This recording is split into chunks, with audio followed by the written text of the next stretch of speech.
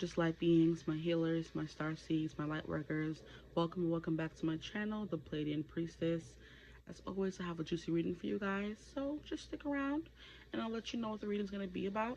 But first, I want to thank you guys for being here with me, for liking, commenting, subscribing if you haven't. Why not? For sharing, because like I always say, it always baffles me that people actually share my videos. I'm like, really? Me? Little old me? Back from Perry? Okay. Today's reading is going to be about who are you now versus who you're going to be. Okay, we're going to get into the person you are now versus the person that you're going to be becoming. Okay, you can put it for any time frame you like, but I've been doing a lot of, frivolous, surface level readings, and I like to get deep every once in a while, so we're going to get deep. This can also tie into maybe what is it called, what you can expect from the future, from your future self. Okay, but first, you're gonna have to choose a reading. We have crystals here today.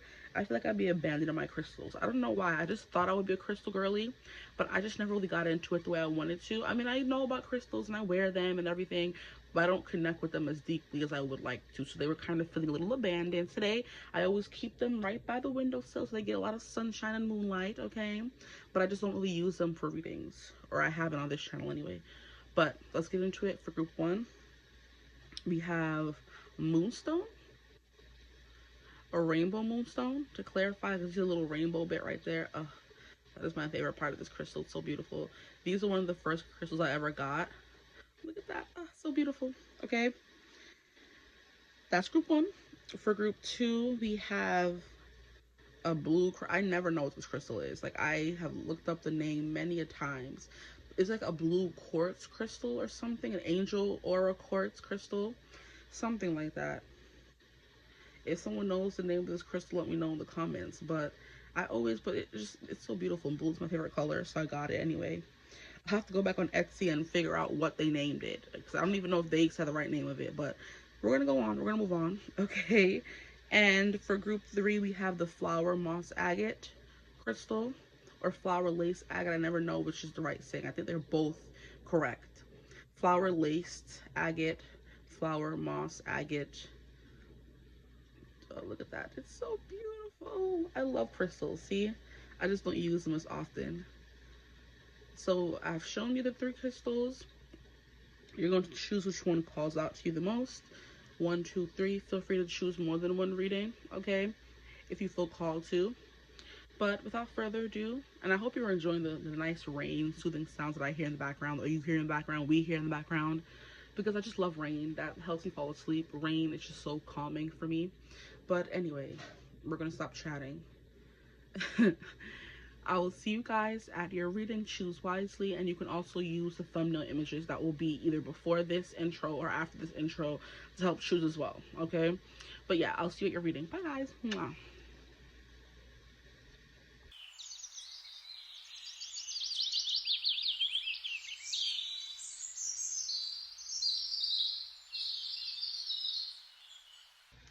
Hello, my gorgeous group ones. Welcome to your reading. If you chose the rainbow moonstone, then you are in the right place. I'm not sure where to put it for you to see it best because I'm sitting down now, so I'm not looking.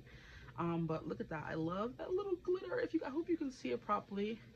It's so beautiful. I think there's other spots that have that, but it's the spot right there that shows it the best. That little glitter of rainbow in there. So if you chose the rainbow, and you can see it, it's so beautiful, the rainbow moonstone, then welcome to your reading. Today we're going to be getting into who are you now versus who you're becoming, or who you're going to become in the future, okay? The future could be as soon as tomorrow, 2 weeks from now, a year, 2 years, 5 years. You never know, okay? If you want to put a time frame on it, go ahead and do that. You're more than welcome to.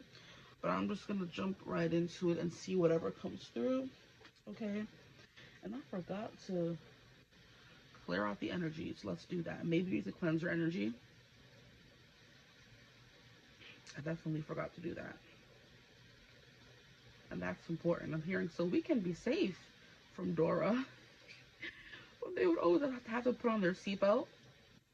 So we can be safe. Okay. So maybe you have the heart of a dragon, the soul of a dragon is what I'm hearing.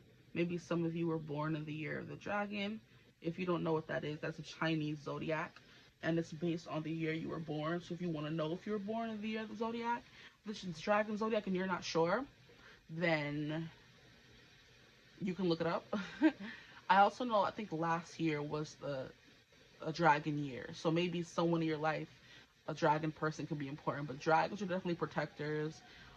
They are very fierce, they're very fiery, they're very enigmatic. They cannot be, it's hard to defeat a dragon, okay? And they have like hard, rough skin. That could be who you are now or who you're becoming, but I heard you're becoming a dragon. So you're becoming someone who's gonna have tougher skin, who's not gonna let people get too close to you, who's gonna be very protective. What dragons are mostly used for in like lore or fantasy books, are they're protecting a precious treasure. So you're gonna be protecting, maybe I'm hearing your inner child. So there's gonna be like a dragon that's gonna come out of you to protect the part of you that's more vulnerable, and that's something you're getting into, right? There's a part of you that's vulnerable, and that's what I was gonna mention with this rainbow moonstone, because we have this one little beautiful part inside of it, but it's hidden by all this black and white. The one rainbow part that we can see like right here and a little bit right there, but mostly like right here, right? That part is very well hidden. You have to move in a specific way to see the light shine inside of it. And that could be your inner child that's being protected now. The part of you that believes in magic, that believes in miracles. And I'm hearing that song from, I think it's Now You See It. Do you believe in magic in a young girl's heart? How the music can free us whenever it starts. It's magic. That movie, or that song I should say, and it's from the movie, like I said, Now You See It. I don't know if it was Now You See It, Now You Don't, whatever. It was like a DCOM, a Disney Channel original movie with Allison Mashaka, and basically it's how this guy, right, this older guy. So there could be something here about older people trying to tell you what to do, or breaking you down, or building you up. Take over resonates for you. You'll know your story best. How there was this one guy who would go around and find kids who had actual magic abilities, bring them to his school, and then try to steal their magic away from them, okay? It was a very dark and serious movie for a Disney Channel movie. At this point, I'm not even sure if it's a DCOM, you know? But it was with that really broody, or the guy who was really good at playing the broody, quiet kid, quietly suffering. And he had actual magic. And the guy came and scouted him and brought him to his school and like had them doing magic shows. But what, unbeknownst to everyone at the school, who was like petty magic, the guy, I think his name was Jake or something. Like, let me look up the movie. Had actual magic, and the guy was trying to put on the front for it to be a harmless magical school, to find the actual kids who had magic, to steal their magic from them. So it could be something here about that. You're going to be protecting that part of you that has the magic, and that could be your inner child, because as kids you believe in anything. But it's Now You See It. Yeah, it's Now You See It. And the guy's name was Danny. But yeah, it was like a contest for the best young magician. He came to the school and was practicing in this big competition, and he actually had, like, you know, little bits of magic in him, and the guy was trying to steal it. So like I said, something about you like harnessing your magic or taking back your power is who you're going to be coming into the future. But I do want to get into a bit of who you are now. I believe the person you are now is like more timid. You don't believe that you can do specific things. You don't believe in the wonder of life, or you don't believe good things can happen to you, is what I'm hearing, right? Because like I said, the little parts that are sticking out, or that are rainbow, is like very well hidden in this stone, and you have to move it and shift it in a specific way. You have to play with it a little bit, you know, have fun with it for it to kind of shine, and for us to see the rainbow in the stone, right? And I'm hearing that song from Passenger, and I tried, but I can't pull the sword from the stone, which is also playing into the whole, turn it sideways, that's more slightly pleasing for me. It's playing into the whole Avalon King Arthur story, right, where he is the only person who was worthy to pull the sword from the stone, right? And what are swords used for? To slay dragons. So maybe there's a dragon in your life that's holding you back, or you're your own dragon, you know? Now I'm hearing American Dragon, Jake Long. A lot about dragons are coming through. Or like fantasy, things that we don't believe are true, or not believing in ourselves. And it's funny because I also did want to use the Dragon Path Oracle for this reading, but I'm like, no, because that always comes with a long passage to read. I didn't feel like doing all that today. But yeah, maybe. But dragons are definitely a big thing. But in the whole American Dragon, Jake, and I didn't mention someone named Jake, right? So it could have been Jake that was coming through before you even came through. I'm like, I think the guy's name was Jake from Now You See It, but no, his name is Danny. But Jake from American Dragon, Jake Long, is now coming through, which is funny. And he was all about, his grandfather was all about teaching him patience and believing in himself and learning how to harness his powers as a dragon, because he was like very much just happy to have some kind of magic, because he was like one of the, you know, kids that kind of get looked over in school, the ones that are bullied. He's not seen as a popular kid, the talented kid. He was just Jake Long, but his family knew he was gonna grow into this dragon, and he was meant to like defeat evil and, you know, help humanity in some kind of way. And that could be what your destiny is, and you just think you're a regular Joe Schmo when you're really not. Okay, so already some themes are coming through of you more harnessing, playing with your magic a little bit, you know, harnessing it, making it become more powerful to the point where you get to be the dragon that protects everyone else. So it's giving a child who was made fun of or bruised or beaten down becoming the adult that helps take care of those kids that felt that like they slipped through the cracks, right? Okay, so let's get some cards out on the table. We're going to use some astrology cards. First and foremost, for who you were and who you're going to be.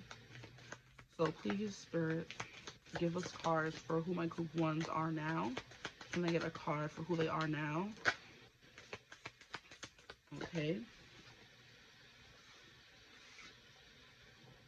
And then can I get a card for who they're going to be, who they're becoming? Please, Spirit. Who are they becoming? My group ones, please. Okay. Aw, beautiful. I love. Okay, we're gonna get into it. I just would talk this, and then we're gonna be 5 minutes again, you know, into the reading.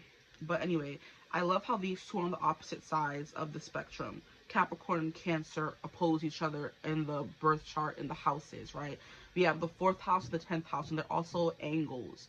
And what I see every day from my freaking pattern app, the angles are the most sensitive part of your birth chart. And I'm like, okay, we know. So it's the ascendant, the 7th house, it's the 10th house, and the 4th house. Those are the most, what would they call it? So we have the midheaven, we have the IC inner coleum, then we have the ascendant and the descendant, which is the 7th house, right? Or falls in the 7th house, I should say. And then, yeah, those are the most sensitive parts of your chart. And it's the angles, okay? And that's something that you could be becoming a completely different person, or it's like you're going from your descendant into your ascendant, right? Like I said, becoming who you're meant to be, and that's the ascendant, the brightest part in your chart. The highest part of your chart is also the midheaven, right? And it's funny because I have Cancer in my 4th house and Saturn, Capricorn in my 10th house, which is the angles in my chart. You could have that as well. But there's something here about becoming more soft, more open, right? It's like I'm seeing the Sun card in this deck where it's like a eggshell cracked open, and you're allowing yourself to be vulnerable and you know, I'm hearing vulnerable to harm or criticism or something, you know, people who, you don't have to be like crying all the time and laying yourself bare, but people who live life for themselves and no one else are the people who allow themselves to be open to the most criticism, right? Because people who do whatever they want and they don't, you know, go with the grain, they go against the grain, it's the best example, are the people who are judged the most. The people who are the most out there, the most themselves, they're the people who are looked at as weird, but they don't, because they don't want to assimilate. And that could definitely be the structure, the discipline is you, like, following all the rules and doing whatever you want. This Cancer is following what you want. I'll take that as confirmation. This Cancer is following what you want. I love that we have allowing. You're allowing yourself to be vulnerable and open and be this inner child you've always wanted to be, or this vulnerable person, or this person who can shine and not be afraid of being seen, you know? That is not, that's much better. Okay, so we're going to get some cards from this deck as well for who you were before versus who you're becoming. Let me shuffle them. Haven't used these cards in a minute. Okay. this card kind of wants to come out. We have Aries. The energy around you is dynamic and spontaneous. Crusading, impulsive action is likely. We'll put that right there. But for who they are now, please, who they are now. Spirit, my group ones, who are they now? We have Vesta, the goddess within, your sacred spiritual sun turned quiet dignity. Oop. So maybe you're trying to be quiet. You're trying to fit in. Okay, you're trying to assimilate. You're trying to be like everyone else. Or you're too much in your ego and pride could be coming through as well, which could be this Aries is meant to come out over here as well. But it's kind of like you don't want to back down. You don't want to be vulnerable. You don't want to be allowing, right? You don't want people to take control of you the way they've always been taking control of you. That's your story. And it's like you can be allowing, you can be sweet, you can be open and not be taken advantage of. Okay, there are ways to do that. It's possible. And it's funny how I was watching a video right before I was starting this reading, and it was basically one of the characters from like White Jacket, Yellow Jacket, not White Jacket. Maybe somebody here wants to become a doctor, and they're going to be becoming a doctor, because Cancer is is the doula. They help take care of people and birth babies, right, in the most natural and peaceful way for the mother, okay? Not the less painful, but the most peaceful and I'm hearing modified, genetically modified way. Because in the hospital, they'll be giving you this big needle with the, what do they call it? I forget what it's called, but you know, the thing that makes you not experience so much pain and stuff like that. And the doula helps you deal with it in a natural, beautiful way. Sometimes these doulas help people give birth in the ocean, in a nice pool of water. You know, I'm hearing the way it was always supposed to be. So maybe you're kicking tradition and starting to do things the way that feels most natural to you. That's the two, you know, opposite sides of you, or who you are now versus who you're becoming. Someone who's structured, disciplined, set in their ways, stubborn, okay? And you're becoming someone who's more go with the flow, allowing, okay? But anyway, I was saying something about something. Yellow Jackets. There was a girl who played, I think she had like the blonde fringe and like a very ghetto wig in the show.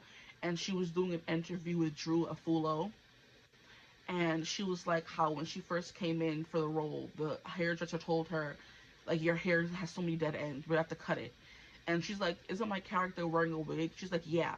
But she still took it upon herself to cut the girl's hair. And like these short bangs and these weird hairstyle, right? And she was like how she just went along with it and didn't say anything or speak up for herself. And even in the interview when she's doing it, you can tell that she still feels regret for not sticking up for herself. And she's like, when I was younger, it was easier for me to advocate for myself, and now that I'm older, I have to learn it again.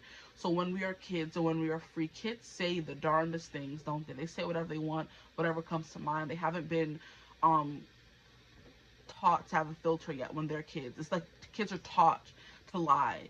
Kids are taught to cheat. Kids are taught to be, you know, facetious and put on a front and assimilate society. But when kids are children, they say whatever comes to mind. They do whatever they want. They have feelings, opinions. They're stubborn. They don't want to do what they're told, right? And that's kind of the vibe that's coming through for you guys, okay? Because fourth house is kind of like childhood. So you're kind of like going back to that childhood energy that you always used to have. So maybe your childhood self was more, like I said, assertive. And you became someone who was more in your shell, someone who followed the rules, did what they were told, and now you're reverting back to that inner child. But you're also becoming a dragon. So it's like you're getting a dragon protector that walks around with your inner child and protects them from people who are telling them, you can't do that, you can't be that, you know? That's the vibe coming through. And it's funny how I was talking about swords from stones, and swords were meant to slay dragons. Maybe some of you, the dragon is the bad guy in your story, right? Someone who was born in the year of the dragon can be the bad guy of your story, and you are finally wielding the sword. You're pulling the sword from the stone, and you're going to be able to defeat this dragon, whoever the dragon may represent in your life, okay? Now, can I get a card for who they're becoming, please? Spirit for my group ones. I wanted to call you group threes, so that could be significant. For my group ones, please, Spirit for my group ones. Who are they becoming? Or who will they become? Who are they becoming? Who will they become? Okay, you guys are getting a lot of cards to who you will become. I'm hearing you're going to become a radical. You're going to start doing whatever you want. Maybe some people are going to be calling you the villain, the extremist. But that's just because they're mad they can't do the same thing you're doing because they're too busy trying to be what everyone else wants them to be. You're going to be becoming whoever you want to be, whoever that is. I'm sure you have a good grasp of who that person is, better than I do, but I can just kind of get the energies of who that person will be. So we'll take these Aries card. Maybe this will be your transitional energy. You're going to become more dynamic and spontaneous, you know, crusading. It's like, what can you say about crusading? It's like going with the flow, being like a troublemaker, a rebel in a way, because crusaders are people who just do whatever they want, whenever they want to do it, but they're also fighting for a greater good. It's not just doing whatever, you know?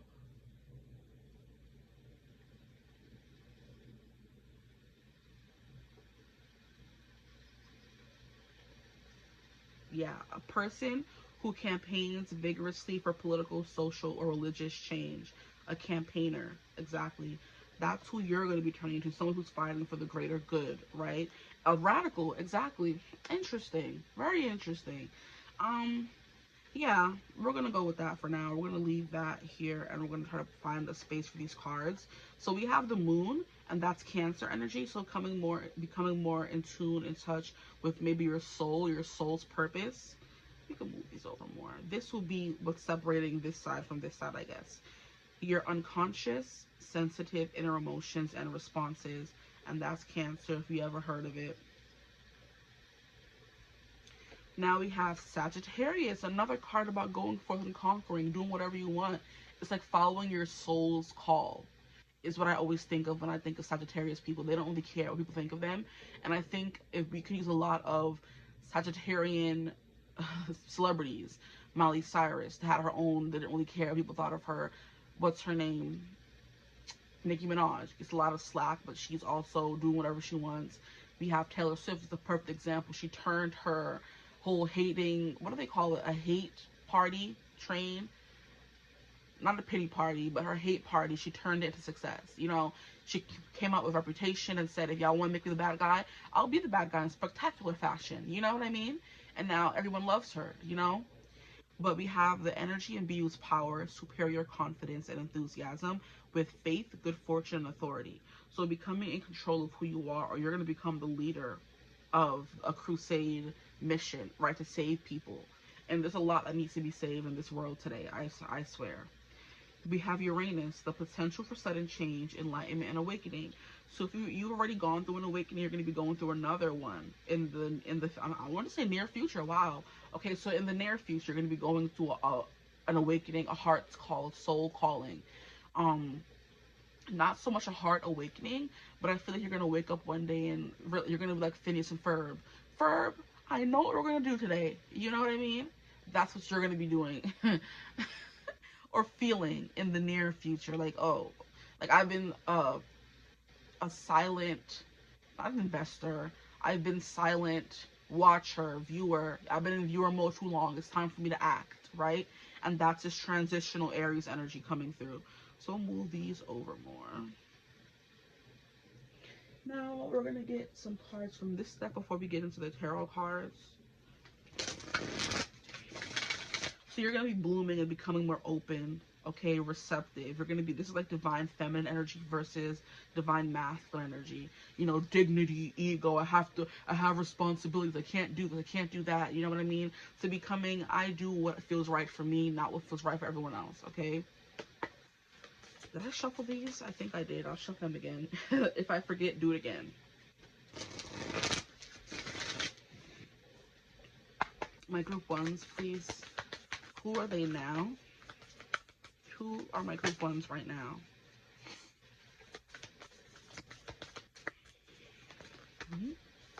These are way too many cards. Don't do that.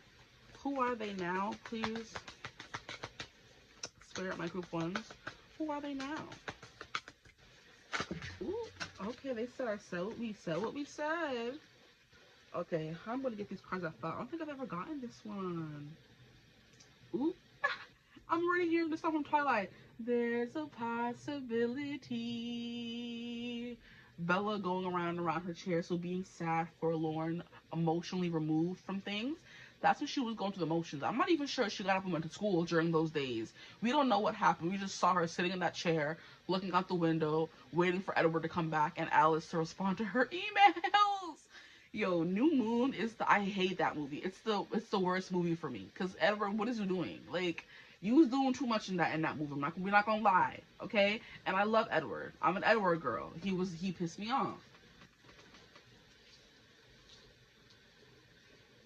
What pissed me off the most was the fact that we were waiting so long for them to get together and for them to be together, and like, yeah, we're finally, or me, I should say, talk for myself, we're finally gonna be able to see them together in the movie, blah, blah, blah, blah, blah, and we just see the beginning, the birthday, and then they gone.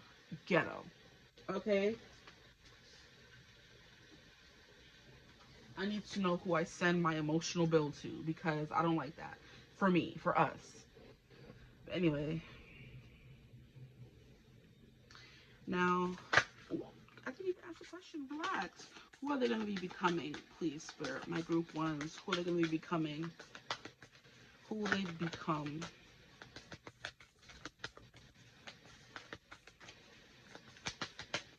Who will they become?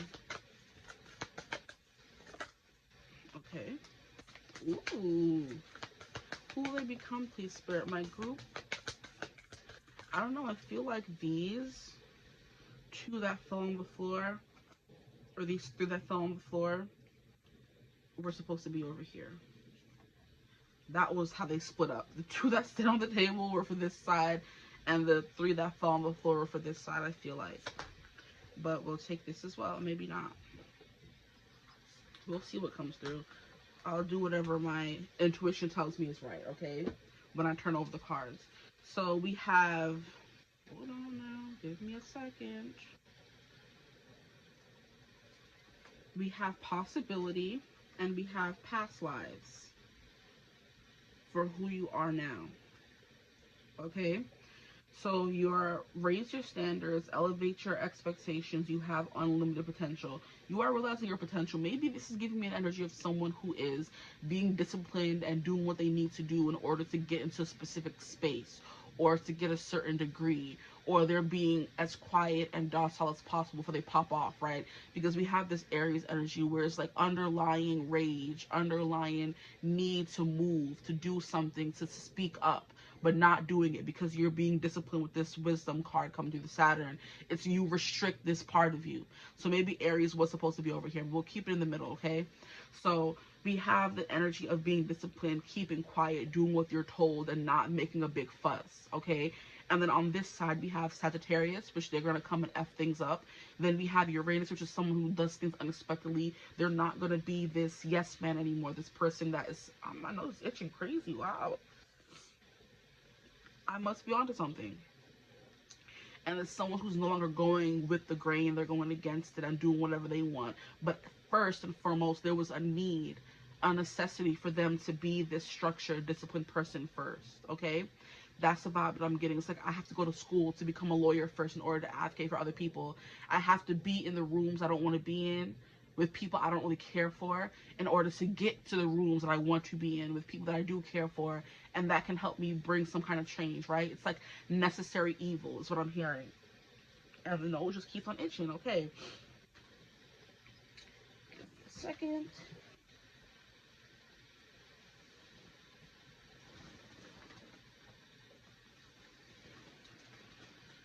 Okay. Sorry. Got distracted. Maybe it's just supposed to be transitionary. We have intention, be clear and decisive. Focus on what you really want.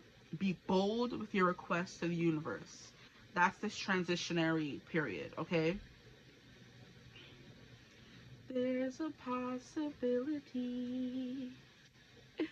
Oh gosh, that movie will always come through in one group or the other, okay? So there has to be some people in the collective enjoying it, and I'm not going to be sorry for it, okay? I'm not going to be sorry. I ain't sorry. We'll put this here so we can fit all the cards, right? That'll do.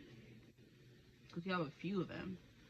Okay, then we have freedom. Live wild and free. Choose your freedom. claim your independence. Now this with Sagittarius is making me think these were supposed to be over here, but like I said, we'll keep them in the middle for now. I'm like, what are we doing?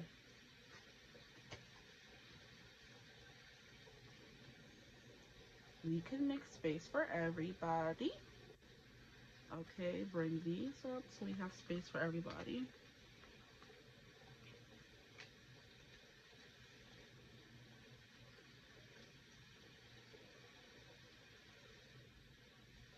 Hope you can see them.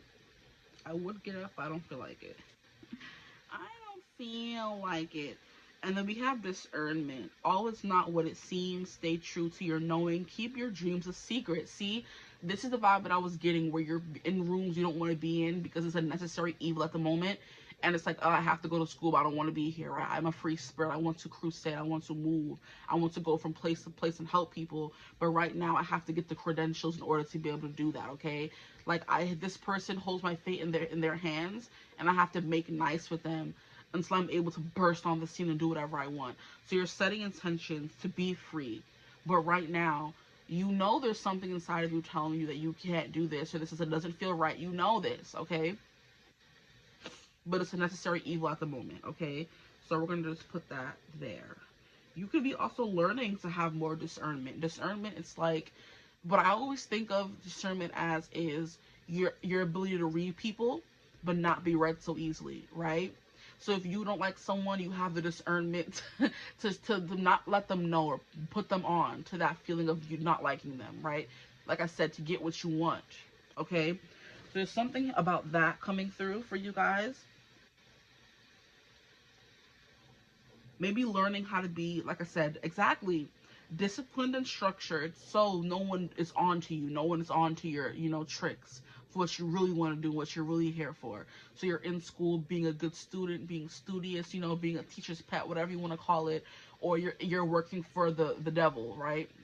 And you hate this person, they're so bad. But in order for you to infiltrate their systems, for you to know who you're up against, you have to kind of infiltrate their business. You have to be a spy. And your discernment and your discipline, your Saturn and wisdom is what helps you not get caught. Because I have to do this. It's necessary for me to get where I want to go. That is a little bit of a vibe coming through as well. Now for this middle transitionary energy, we have intention and we have freedom. So you're setting the intention in the present, right? While you're moving towards this more future energy, to be more intentional about what you're doing. I'm hearing taking up space. So it's like you're going to be starting small, gathering little bits of information. Maybe it's giving espionage, right? You're infiltrating a system that doesn't work for you or your people, but you're going to make it work for you guys by overhauling it or getting in there first with the people you don't really want to work with. But it's all as a means to an end, right? This is funny. I like it. Not funny, but it's very interesting. I love when I pick up on little storylines, right? So we have be clear and decisive, focus on what you really want, and be bold with your requests to the universe. This is what you're transitioning into before you get to this full-blown stage over here, where you're at one with the universe. You're doing what you need to do. The moon and the Cancer always gives me at peace. It gives me unbothered. It gives me untouchable. It gives me ethereal. Because you want to get to this point of nobody can touch me, okay? On a spiritual level, on a physical level, you can't touch me. You can't touch my knowledge. You can't touch this wisdom. You can't touch this intuition, this spiritual know-how. But first, you may have to study under people who were there before you get to trailblaze your own path, which is what this Aries energy is giving me, okay? But then we have freedom. Live wild and free. Choose your freedom. Claim your independence, okay? I'm also getting an energy of maybe this was like a very recent past, and now you're in this energy right here. Aries, being very intentional and being free about what you want, or having the freedom, graduating, and being able to move forward and get to do what you actually want to do now, right? It's like giving me like a recent past. You were in school, studying, putting in those papers, interning, and it wasn't exactly what you wanted to do, but you were knowing that it was necessary to get where you wanted to go. Now we have these Aries energy. You finally pulled the sword from the stone. You've graduated. You've got to the point where you have everything you need, right? And now you're going to be moving forward with this more. So maybe you have to be a little ruthless, but you don't want to be ruthless. You want to be someone who's more, like, I don't know, what's the proper word or feeling for this? Reactionary? Revolutionary, maybe, even? Because Uranus is Aquarius energy, and like I said, that's the rebel, that's the radical. They're doing whatever is by any means possible.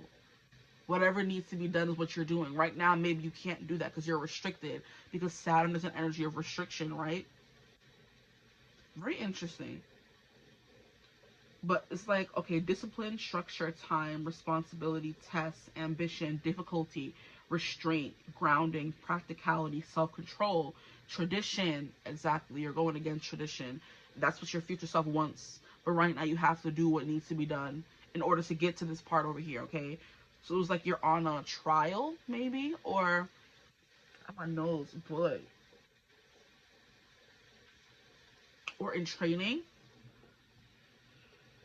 Realism, container, bones, maturity, gravity, scaffolding. This is also giving me someone who, like I said, doesn't really believe in magic, doesn't believe in manifestation, spirituality. You don't believe that you're the creator of your own universe. You can do whatever you want. You don't believe in yourself or that concept quite yet, okay? And the more you learn, the more you maybe study or learn under someone else's tutelage. I love that word, tutelage. The more you're under someone else's, you know, arms and wings and learning from them, even though you may not like them or want to learn, because you're kind of giving me an energy of someone who wants to do, I know everything, kind of ego vibe, you know? And I feel like that doesn't do you any good, because there are people who do know more than you. There are people who have been on the block a few times, and in order to get where you need to go, you have to admit that to yourself. So get rid of ego in order for you to transition and be this person you may want to be, who's more free, untouchable, you know? So it's giving me someone who has to work for people in order to work for themselves. Someone who has to intern and study under someone else's tutelage to get the recommendation in order to be in this energy of doing whatever I want, or being, this is also giving like advisor kind of energy. You have to, answer to other people in order to have somebody answer to you and trust your knowledge and wisdom. You have to go to school in order to become an expert in whatever your field is, you know? That's the kind of energy that's separating these two things here. Necessary evil in order to get to the desired outcome, okay? But yeah, but this freedom, live wild and free, choose your freedom, claim your independence. You want to be free from somebody or something. Maybe it's as simple as you're living at home and it's so restrictive, you can't do whatever you want. You're under a tight thumb. You're on a deadline, maybe, and you want that freedom to be able to go and come as you please.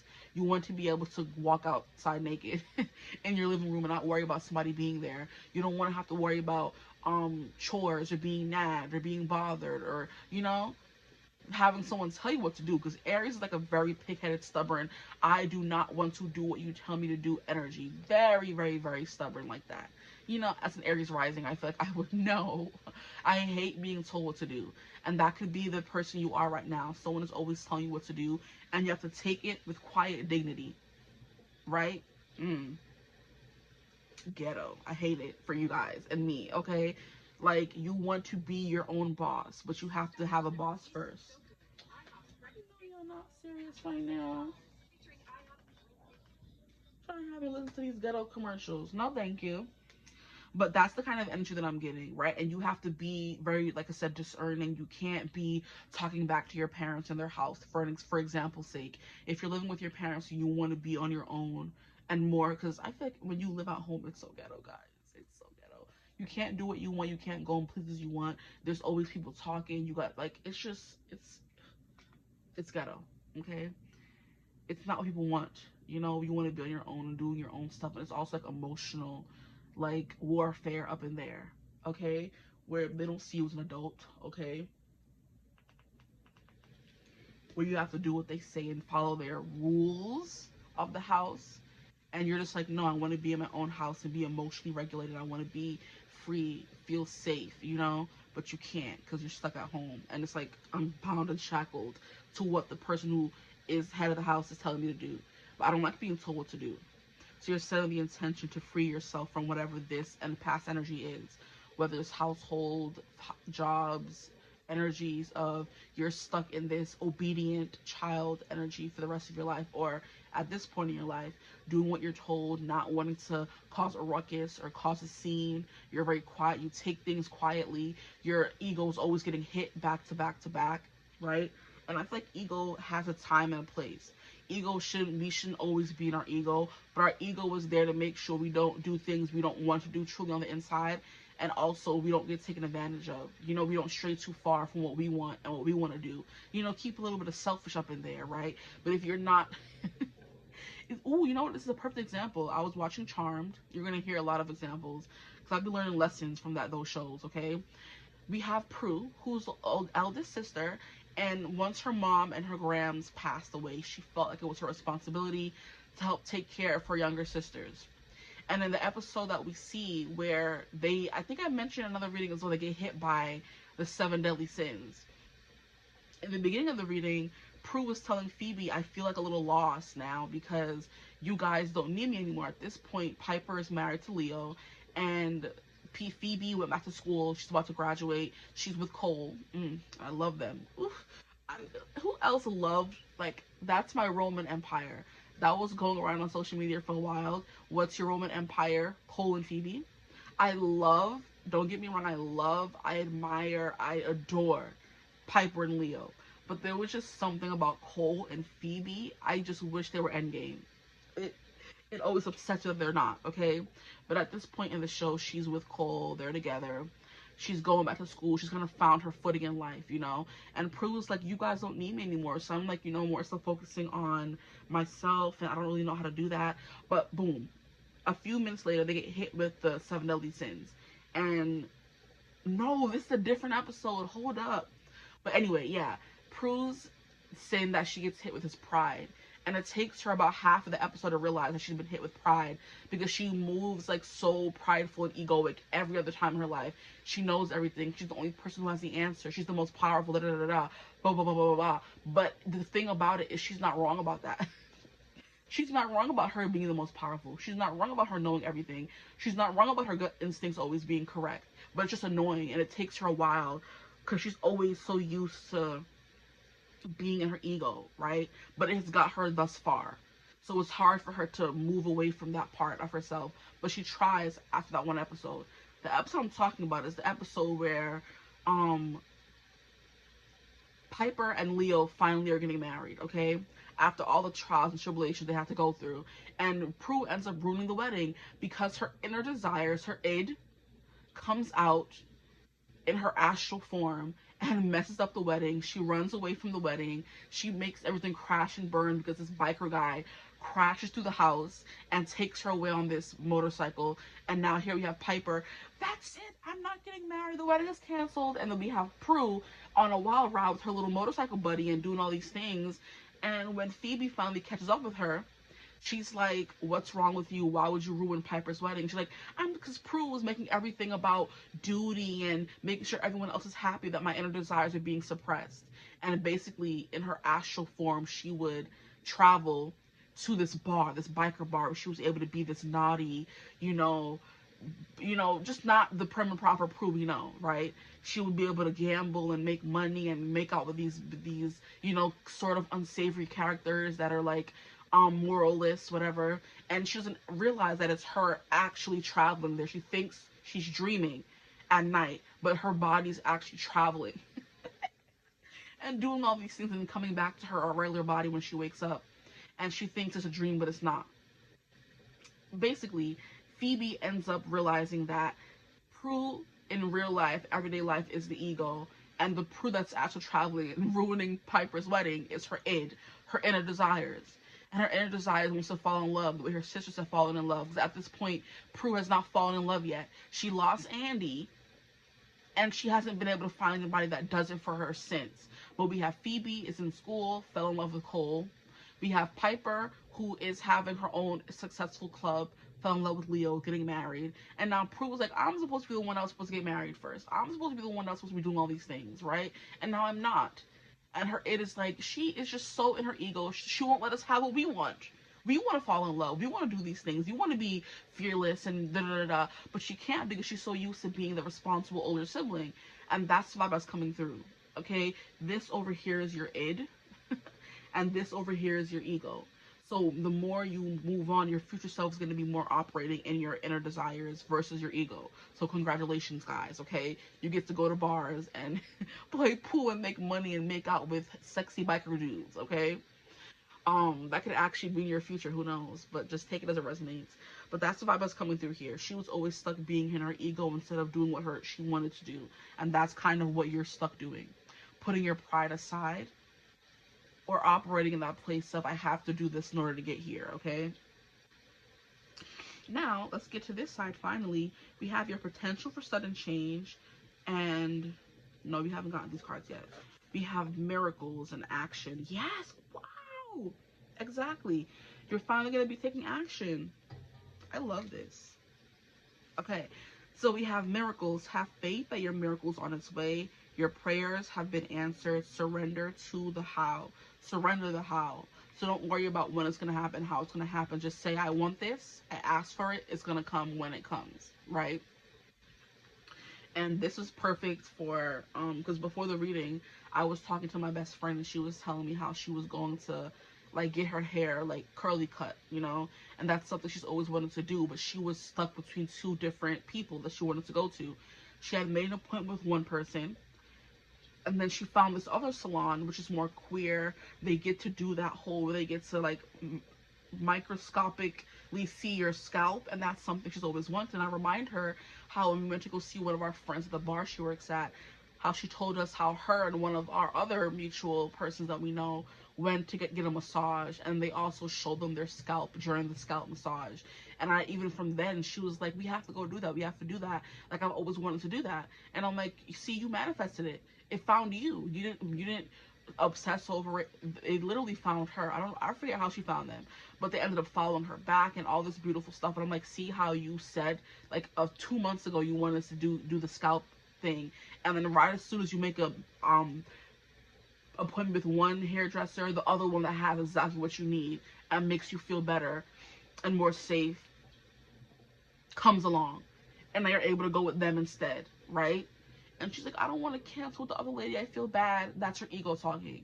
Her inner desire said, let's go to these people. And she ended up canceling the other appointment and going with these people. And then even better, her appointment was supposed to be next week. She ended up getting a slot today.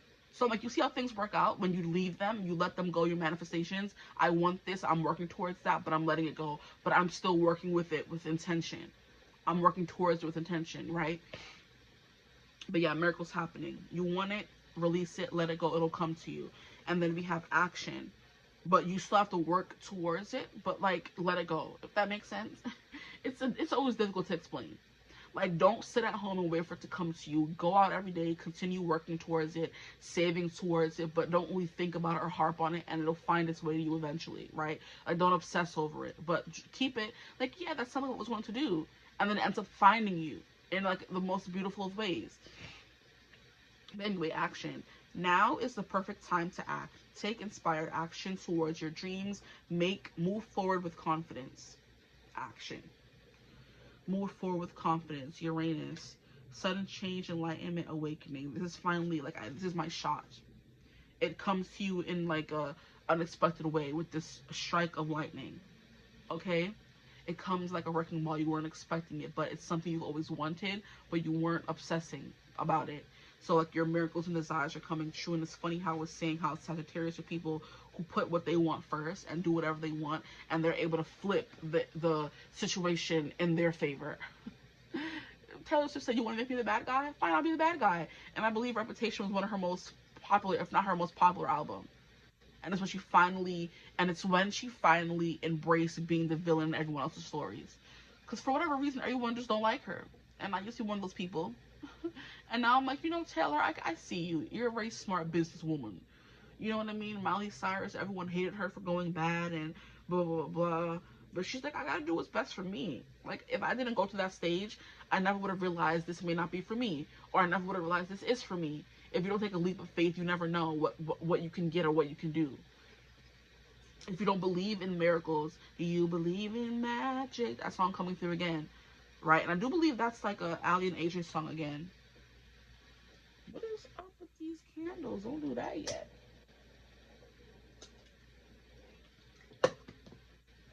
But yeah, Allie and AJ, do you believe in magic? I do believe it was them that sang that song.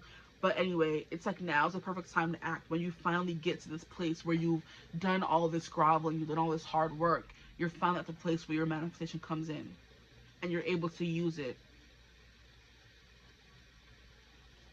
But you're not going to be expecting it. So something that you've been wanting is going to be coming in, and you're not going to know when it comes in. It's kind of like a blink of light. Now you see it, now you don't. Exactly what I was mentioning at the beginning of the reading. Okay, let's get into these tarot cards now. I don't even know how long the reading is. I forgot to turn on my timer. Wait, I can see how long this video has been playing. Where are we at now? We're at an hour? Oh, I've been talking too much. Okay. For my group ones, who are they now? Please, Spirit, who are they now? My group ones. Who are my group ones now?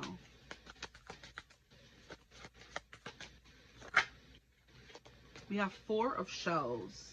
Soul searching, reevaluation. That makes sense. Over here is like soul finding. Over here is you're still soul searching. Here we have the Queen of Feathers, perception and truth. So you're still finding your truth. You're still finding your way, right? You haven't gotten to where you want to go yet, but you're valiantly on the way to get there. You're not stopping or giving up. You're moving steadily forward, right? So you're not sitting at home doing nothing, but you haven't gotten to where you want to be yet. But some people will take that and be like, oh, I'm not there yet, I want to give up. And some people would keep fighting and keep going. Now we have the Page of Shells, intuition, inspiration. Wow. I feel like this is definitely perfectly like summing up the reading and what we were already getting. Like just some confirmations, honestly. So Queen of Feathers is very much air sign, intellect, energy, using your mind and your smarts to get where you want to go. And that's what definitely was coming through here with the wisdom. Okay? And the possibility. You see the vision. You know, it's giving me that Moonology card, hold your vision. Like it's not completely, you know, out of your grips or out of your grasp. You can do it. You will do it. But it just takes a little bit of shaping. That Barbie soundbite is coming through. Like, it just needs a little shaping.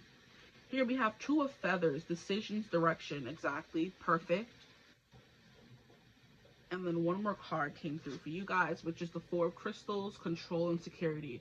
Yeah, you are definitely trying to secure the bag. You're trying to secure your future right now by doing things you may not want to do, but it's a necessary evil. School, work, you know, living at home. That kind of stuff is coming through.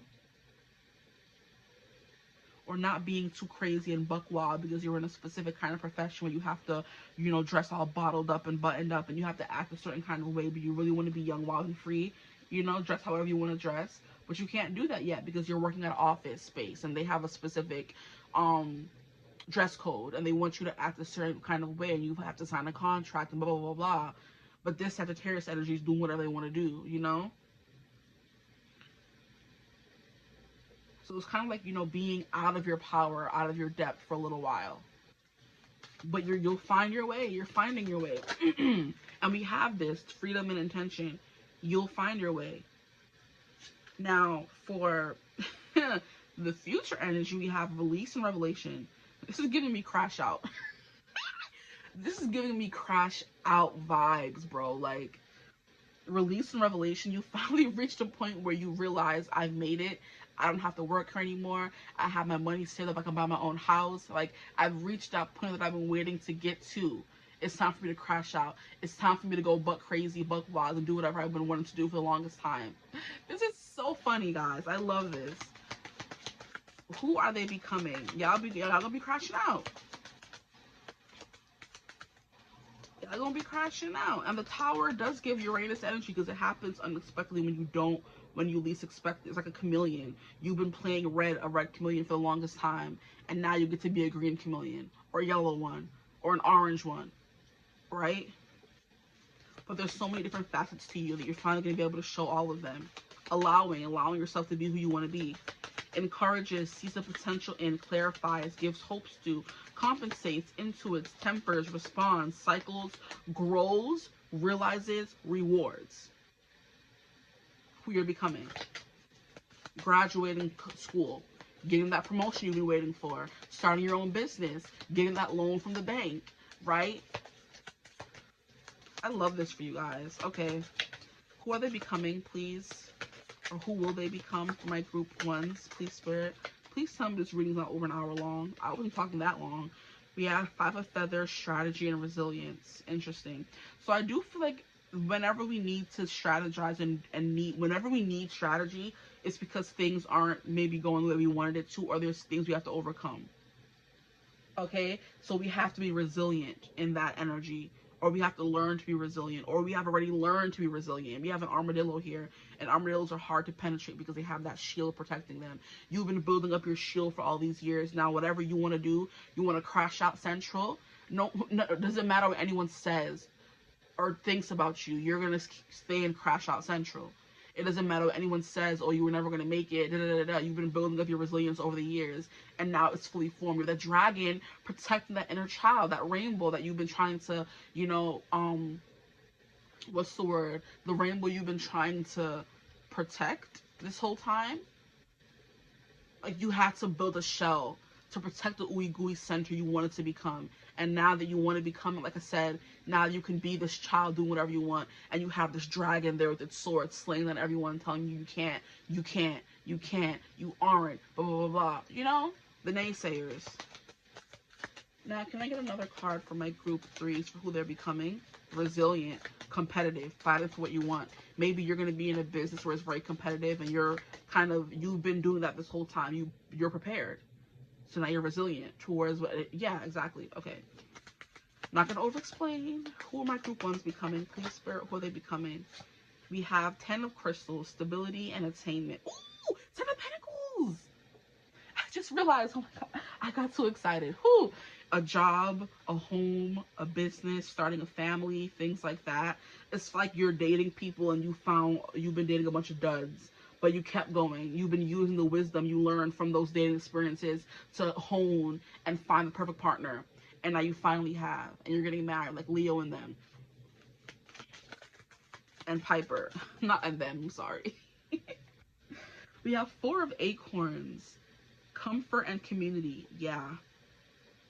Maybe and we have another 4. Wow, 4 feathers. Sanctuary and rest. You've been fighting this whole time, and you finally get to rest and enjoy the fruits of your labors, honestly. I mean, you have this big old bear. He's so little. Hi. Hello, bear. How about that? The cutest little thing. You finally get to rest and hibernate and take a breather after working to the bone for the longest time to get this house, to get this job, to graduate from school. And that's kind of what's coming through. You're finally going to go from a trying to survive mode, survival mode, to at peace mode. Sorry, I had to let go of some air for a second. But yeah, you're finally going to be able to crash out, say, I told you so. You finally get to say a big F you to your bosses. You finally get to throw over some chairs. You finally get to pack up your desk and leave. You finally get to say to all the friends and people who told you you're never going to fall in love and get married and have kids. You're never going to have your own house. You're never going to have a successful business. Blah, blah, blah, blah, blah. You get to walk around with your middle fingers up like, and I told you. It's giving Cardi B crashing out after she became famous. And saying, y'all said I was going to become nothing because I was a stripper and blah, blah, blah, blah, blah. I had to do that to get to here. Now I'm rich. Exactly, okay? What is that song she made with Glorilla? Where she's like, is it Tomorrow Too? She's like, I got ops, and if they were to get a necklace, I have to go get a bigger necklace and whatever. Tomorrow Too, Cardi B is coming through with Glorilla. Tomorrow Too lyrics. You're gonna look it up and just see.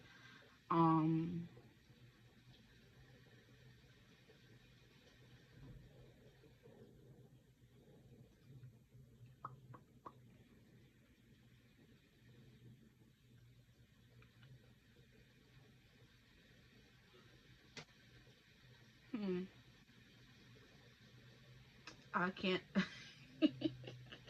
I'm like,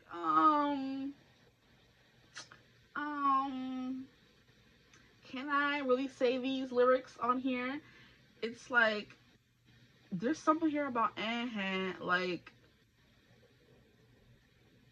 we're not gonna just listen to the song because none of these lyrics I can say right now because y'all know Cardi, she be saying things. And then we have Queen of Shells, peace and compassion. We'll take it. And then we have Seven of Shells, where you have choices and ambitions. You have choices and things to do. Like, you have more options, exactly. Because you you stay the course. You fought these things. You fought for these things. Now you're able to do whatever you want. And then we have the Queen of Crystals, exactly. The Queen of the Castle. Okay, the Porcupine, and then we have the Armadillo. I love it. Comfort and prosperity. These are the things that you're going to be coming into because you've learned to stay the course, to not give up, to become who you need to be at the moment, to find who you were meant to be. Like, I'm trying to sound all profound, but it's basically like doing what needs to be done and not giving up. Okay, perseverance is the Queen of Crystals coming through, attaining her house, her empire, her business. Okay, these are beautiful cards, honestly. I'm not gonna lie to y'all. You're going to be finding comfort in your community. You're going to be finding a new community. You're going to be finding a newfound family. You're going to be making your own family, having your own kids. That keeps coming through. The Moon and the Cancer card is giving mothers. So in the future, you're going to be more comforting. And that's the Queen of Shells. Exactly. Yeah, you're going to be having kids. You're going to be becoming a mother for some of you, a father for others of you. And that's because you did what needed to be done. You went to school, got your degree. I promise I'm not going to say it. Okay, but Monique is coming through. I've said it too many times in the past few videos, okay? But yeah. It's just being. Just being. Peace, compassion, just being.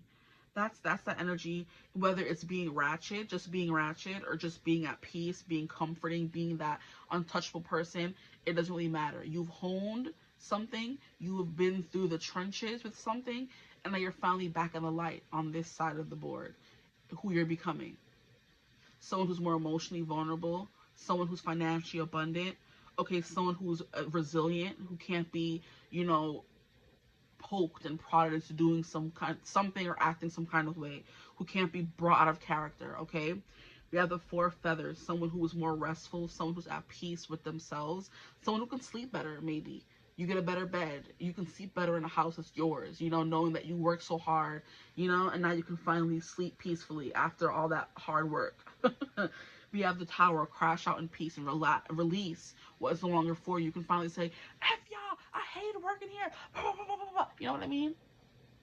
And know that you're going to be better off without them, truly. Friends, family, jobs, lovers. This is funny. I feel like I'm going to be acting crazy in this future energy. And I love that because period. You work hard for it. Do it. Go all out. Wild out. Okay. Then we have Four of Acorns. It's like comfort, community, but it's also stability. Okay. It's also protecting who you are at your core. It's protecting your energy. Okay. Queen of Crystals, comfort, prosperity. Like I said, Queen of the Castle kind of vibes. The person people are now coming to for advice and help. That's you. You're going to become the expert. And then the Seven of Shells, you're going to have loads of choices. And you're going to be starting your next journey. So it's like once I realize that I can overcome this hurdle, I can do just about anything. And that's the energy you're stepping into, okay? The Moon is believing that anything you think, anything you believe, you can conceive, right? I swear some freaking person used to always say that. Whatever you believe, you can conceive it. If you can conceive it, you can do it. It's like some motivational speaker. I think it was from Zach and Cody. There's an episode where there's a motivational speaker who came to the hotel and like Cody was so caught up in it. And he was like, if you can believe it, you can conceive it. And if you can conceive it, you can da-da-da-da. And the guy would just be basically saying the same thing over and over and over again. And he had the whole hotel, Mr. Mosby, Esteban, Maddie, the mother, Zach, Cody. He had all of them in that mindset of if you can believe it, you can conceive it. And just like, it was a funny episode, okay? But that's all that I have for you guys. So I don't want to keep chatting your ear off. You're getting some energy of being careless, maybe being more reckless, being very resilient, not caring what people think, okay? Becoming the dragon, okay? I'm hearing Dragon Reborn for some of you. Some of you could be Wheel of Time fans or people, right? You're becoming the Dragon Reborn, the person who is undefeatable. Undefeatable is a word, I believe. Indestructible, right? But yeah, dragons are beings of immense power and wisdom. They're protectors and they guide people. So you're going from being the intern to the boss kind of energy, if you need another example. And I haven't given enough in this reading. But I hope this reading resonated. If it did, feel free to like, comment, subscribe, join the tribe. We'd love to have you. If you would ever like to book a personal reading with me, you could always get in contact with me using my email in the description box below. But I hope you're having a beautiful, wonderful day whenever you're watching this reading. And as always, I will see you gorgeous people in the next one. Mwah. Bye. Hello, my gorgeous group 2s. Welcome to your reading. If you chose this Angel Aura Quartz, I really forgot what it's called, but I believe it's Angel Aura Quartz or just a blue Aura Quartz. Okay. Or maybe if you chose thumbnail image 2, I don't know. However you got here, welcome to your reading, okay? We're going to just give you more time to look at it because this is very beautiful. I love this. I love this crystal, okay? I don't know what it's for, but it's cute. Okay. Now, that could be something. I was thinking that when I was like going over the crystals in the intro, I'm like, maybe there's an energy of you not knowing who you are or what you want to do, and that's something in the who you are now or the who you're becoming, right? So there could be a identity crisis in your future, or if you're resonating with that being your energy right now, then that's your present energy. And I guess we'll get more into it when the cards come out. But it's something in the energy of not knowing who you are, but still being beautiful, maybe, or not realizing how attractive you are, something like that. That could be something you're going to be coming into versus, you know, in the verses of who you are now versus who you're becoming, okay? So we have blue. Blue is throat chakra energy, so speaking up for yourself, talking more, being more self-assured could be something that you're going to be growing into as well. If that's not something you need to grow into and you're already very talkative and self-assured and assertive, then that is who you are now. You know, that's how you're going to be taking these energies, right? If nothing is resonating and you're someone who speaks up and then this reading is not for you. Choose group 1 or group 3, okay? But yeah, that's what's coming through for you guys. And I'm really, like, I think there's an aura about you. Like, maybe there's an aura of, like, melancholy or sad, because blue also always gives me that. And I just looked outside, and it's like a very overcast. There's no blue at all to be seen. It's just all gray, right? I don't even see the sun. But it's still beautiful. It's like there's a beauty in the sadness. You know, maybe you're going to find beauty in the sadness. Why are they doing this? I gotta take off my volume because the freaking ads want to go on between the nice rain sounds. Like, I think that soothes me. So I have the rain on in the background. The rain sounds and ocean sounds, water in general could be a thing, and that could also tie into your reading because water is sometimes described as being blue, you know? So blue, water, you're going to become more in touch with your intuition. Maybe some of you are, you know, you have 1 foot in spirituality, 1 foot in the door, but you haven't fully submerged, okay? You haven't fully become the person who is using your cards or who doesn't need your cards, right? It's someone who's like a bystander in spirituality instead of fully immersing themselves. And you don't have to start a YouTube channel and become a spiritualist or become a teacher in any kind of way to fully submerge yourself in spirituality. It's just someone who is open to the messages of the universe, someone who is meditating, someone who is journaling, someone who is being introspective, someone who's always trying to become their better self, someone who's trying to understand themselves better. And that is definitely coming through because we also had the identity crisis with this crystal, because I don't know what it is, and I'm pretty sure I've looked it up millions of times. I bought it from Etsy in 2020, so it's been 5 years I've had this crystal, as you can see, because it's been through some things. Maybe you're a little worse for wear, and that's something you're going to be overcoming. Or maybe you're not worse for wear, and that's something that's going to be coming in the future, but who knows. But it's like, it's a little worse for wear. It's been through some things. It's chipped and all of that. But I've looked up when I've used it before. I've looked it up so many times. And I do believe it's like a blue aura quartz. Let me look it up. It's like, I'm pretty sure what it's called, but I'm still doubting myself. Right? Let me look up. Yeah, that's giving what that's giving. It is a blue aura quartz. Okay. A bright blue aura quartz crystal. I know I wasn't bugging. See, I knew what it was deep down, but I kept saying, I don't know. I've looked it up enough to know. Like, look, that's the exact same crystal. And on Etsy, it's a bright blue aura quartz. Right? Exactly. I'm like, I know what it's called. I know. but I'm still like, so like being very unsure of yourself is something that could be your energy right now. But I forgot what I was saying before. Yeah, becoming someone who has a more spiritual routine, who checks in with yourself, and because the person who you were before could be not who you are now, but you've never checked in with yourself to realize the growth you've had, the person you are becoming or have become, right? So identity crisis still. People can say, I know who I am, but do you really? Have you discovered all your traumas, your triggers, the things that may potentially hold you back, and you know that you have to kind of tread carefully? You know, it's like knowing who you are better than ever or anyone else. So you know, I can't be around this kind of person because they trigger me. Why do they trigger me? Oh, because of what happened when I was younger, da, da, da, da, da, da. And being able to pinpoint exactly what's wrong and why it went wrong and who did it, and being able to heal from that.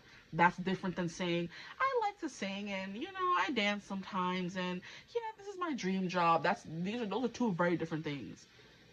Knowing who you are on a soul level, on a trauma level, on a, you know, cellular basis, versus knowing what you like to do, you know, two different things. Okay, so you could be going on a trip of learning who you really are and healing and growing, because people can know why they act a certain kind of way but don't want to heal it. Oh yeah, I went through trauma when I was younger, but are you doing anything to fix that? Are you adopting new habits? Are you becoming more disciplined and structured and telling yourself you have to do this, you can't deal with certain kind of people, you know what I mean? That kind of stuff is coming through, you know. So let's see what actually comes through, and let me stop my babbling. Thank you for being here. If you're still here and didn't leave from my babbling. For my group twos, please, Spirit, who are they now? Can I get a card for who they are now? We got 2 cards. I'll take them. We have Libra. Yeah, it's definitely giving surface level. It's definitely giving shallow, so I just heard. You've only discovered yourself on the shallow level. You haven't gone deep. Because Libras are all about the aesthetic. They're all about looks. They're all about flirting but not getting deep with anyone. They're all about, like, you know, I don't want to say, like, surface level things, but they are. As Libra moon, I can tell you. I can tell you some things. You know, they'd rather dress cute and look cute and make sure the outer layer is beautiful, but the inner layer is, like, screaming for help. It's screaming for help. Like, can you help me? Like, we need to heal, man. No, we're gonna go out and party and drink and flirt, and it'll make us better. We need to heal. No, we're fine. You know what I mean? And that is the part of Libras being indecisive and always teetering and tottering and not really knowing who they are energy, you know? You need to do some introspection, not to call you out or anything, but that's what you're going to be doing, I hope, okay? And now we have Jupiter expansion. Maybe some of you are fashion designers is what I'm hearing, and you're going to be going on an energy or a journey of making that a career or a job, okay? So right now you're focusing on expanding your ideals and what you want from life. And that may not intertwine with discovering who you are and going deep. You're like, no, I just want to be successful, make it, work hard. But it's gonna catch up to you is what I'm hearing. If you try to ignore the elephant in the room, it's gonna trample you. And trampling is not fun. You may survive, you may not survive, okay? Now let's get into the who they are becoming, or who they will become. Who they are now versus who they will become. Can I get an energy of who they will become? Yeah, you're focusing on the aesthetics of it all. Buying the cute clothes, doing the makeup, doing the hair. Like, that's important. I'm not knocking it. It's very important to love who you are and in the mirror, look at yourself and, you know, but that's not all that it's about. If you're doing the outer work, you're exercising, becoming more fit, buying cuter clothes, doing the makeup, make sure your hair is good. You got to work on the inside as well, okay? But group twos, who will they become? Who will they become, please, Spirit? Who will they become? We have ascendant outlook. You may change your outlook on life. Interesting. Move these in a bit more to make more space. There's no need for them to be so spaced out. Okay, we have outlook. We have trine and flow. We love that. You're going to be more in flow, in peace and harmony with yourself. You're going to be able to work. Maybe the two sides of yourself that may be split may be able to come to a, you know, I'm hearing a quiet close, a resolution. You may like, it's called integration is what I'm hearing, okay? So you harmonize, aid, enrich, and benefit. So you're going to become someone who's more focused on enriching your inner body. And I love how I was mentioning water and it's coming through in this try and flow. So dealing with your emotions is something that you need. So you're going to become, I'm not here to tell you what to do. Sorry. I get preached as a Virgo. I'm so sorry. Who you're going to become is someone who is more in tune and flow at peace with your emotional body and not just your physical one. Leave it like that. I'm an impartial party. I'm not trying to give any advice here. Whew, child. Unsolicited advice is a Virgo's bread and butter. Okay? Anyway, we have your, but it's also to help you, not to knock, let me stop. I'm done. Uranus, revolution, a breakthrough, brainstorming, originality, okay? Insight, awakening. We'll get into that after. We're just going to get the cards out right now. I have a tendency to make the readings longer than they need to be. So we have a lot of personal development is what I'm hearing on this side of who you're going to become. Right now, you may be all about having fun, making money, working, buying cute clothes, making sure you're the cutest person at school or at work, and, surface level things. But you're going to become someone who's like definitely more deep and evolved. So who are they now? Please, Spirit, who are my group ones right now? Let me get a card for who they are right now. And you see how this side has more cards. So there's going to be more to you. Let me stop. I'm done. Who are they now, please? The planet cards. We have Mars. Ooh. Very act first, think later, impulsive vibes. Your physical energy, see the physical self, wow. See, I'm not bugging. I know I'm not. But I don't want to be preached like I have everything all together when I really don't, okay? Maybe, like I said, some of you are working out, trying to get a better body, you know what I mean? And it's like, that's fine and everything, but you have to work on the mental as well. Because it's like some people, it's hard for them to jump from being bigger to smaller, smaller to bigger if you're trying to get physical gains, You're still mentally in that place of being bigger or smaller, depending where you're coming from. Or you're still in that ugly duckling phase, not believing that you're actually pretty even though you are, because you weren't doing the mental work while doing the physical work, if that makes sense. To make it more, like, relatable, I guess. People have, like, a lot of, like, imposter syndrome when you jump into one thing without really taking your time and learning about it. You're like, do I belong here? But if you know you took the time to learn and do something and put the energy into it, you're less likely, because some people still experience imposter syndrome, even though they've done the work, okay? But it's like you're less likely to feel like you're not belonging or ready or capable of doing certain things because you were doing the work while doing the work. If that makes sense. I hope it makes sense. You're less likely to feel like an imposter if you take it slow and know that you put in the work instead of just jumping headfirst into something and saying, I want to look cuter. Let me just start exercising and maybe I'll feel better with myself. Now you have the body, but do you have the confidence? No, because you didn't work on that while, I'm going to stop over explaining. Now, who will they become? Please, Spirit, my group twos, who will they become? Who will they become? I'm hearing you're going to become more grounded. Maybe right now you're like a wandering spirit kind of energy. Wanderlust. You don't want to settle down. You want to do whatever you want. Go here, go there, party animal kind of vibes. And they're going to become someone who's more at ease soldier vibes, So you're still in the excitement of it. But now, when you first came to boot camp as a new soldier in infantry, you were someone who was there for the thrills, right? I don't know who thinks the military is cute at all, but some people just go into it for the thrills. And they can never make it work in school or in corporate or whatever you want to call it, right?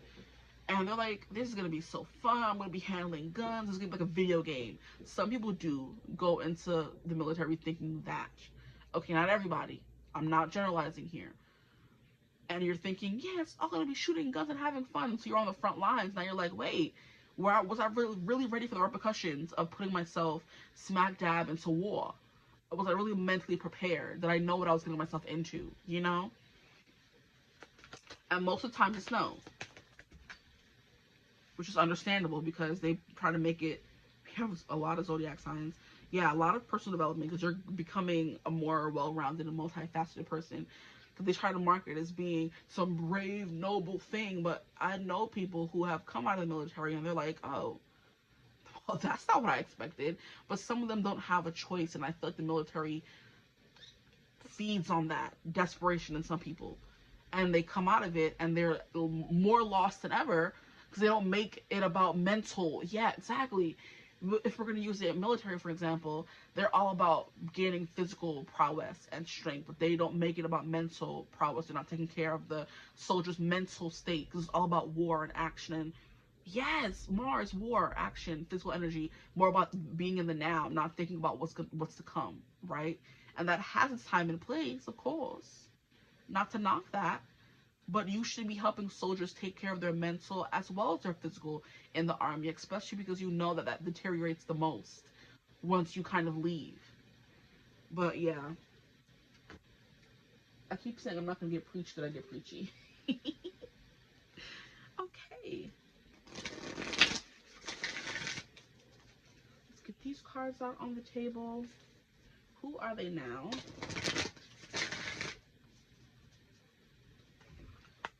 You have courage at the bottom of the deck, so we're still in that vein of action, action, action, not thinking before we do things. My group ones, who are they now? Please, Spirit, who are they now? What is this? Yeah, you're doing it for the likes. I'm hearing for the gram, for optics, for views. So it's basically giving immature a little bit versus mature. And don't take offense, it's just what's coming through. That's what I'm getting here with this merry-go-round. And you're still in a music park and you're still in like a child mentality. And children who never grow up turn into grown men who are playing with women's feelings. Grown women who are playing with men's feelings, who can never keep a job down. Who's like, you know, because they stayed in that child mindset while their body grew up. And now they're like, oh my, I don't know how to be an adult. Because you were just thinking it was all about the going out, partying, having fun, the looks of it all, the optics, instead of realizing that, hey, life ain't easy out here. So I have to take what I've been learning in school and actually put that to, not even in school, because school's a horrible example. They don't teach you the real life kind of stuff. I have to take life seriously, more seriously than I have been taking it. And reading up on things and learning and trying to build myself up with no one else is going to do it for me. But instead you were worrying about the wrong things, maybe.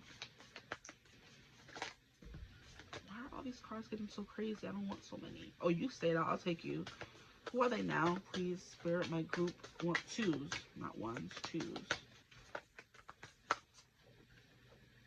Okay, you want to fall? I'll take you because y'all being annoying. And who are they going to become? Put these over here. Do another shuffle. Maybe we're going to do a shuffle and completely change who you are. Because when you shuffle cards, you put them in different places, and you know, change the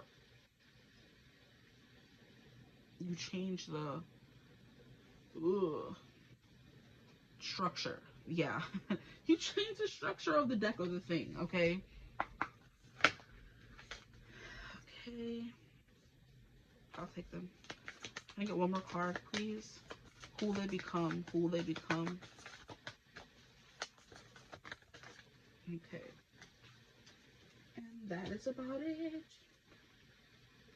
I'm going to take out these cards and then we're going to get into the tarot cards.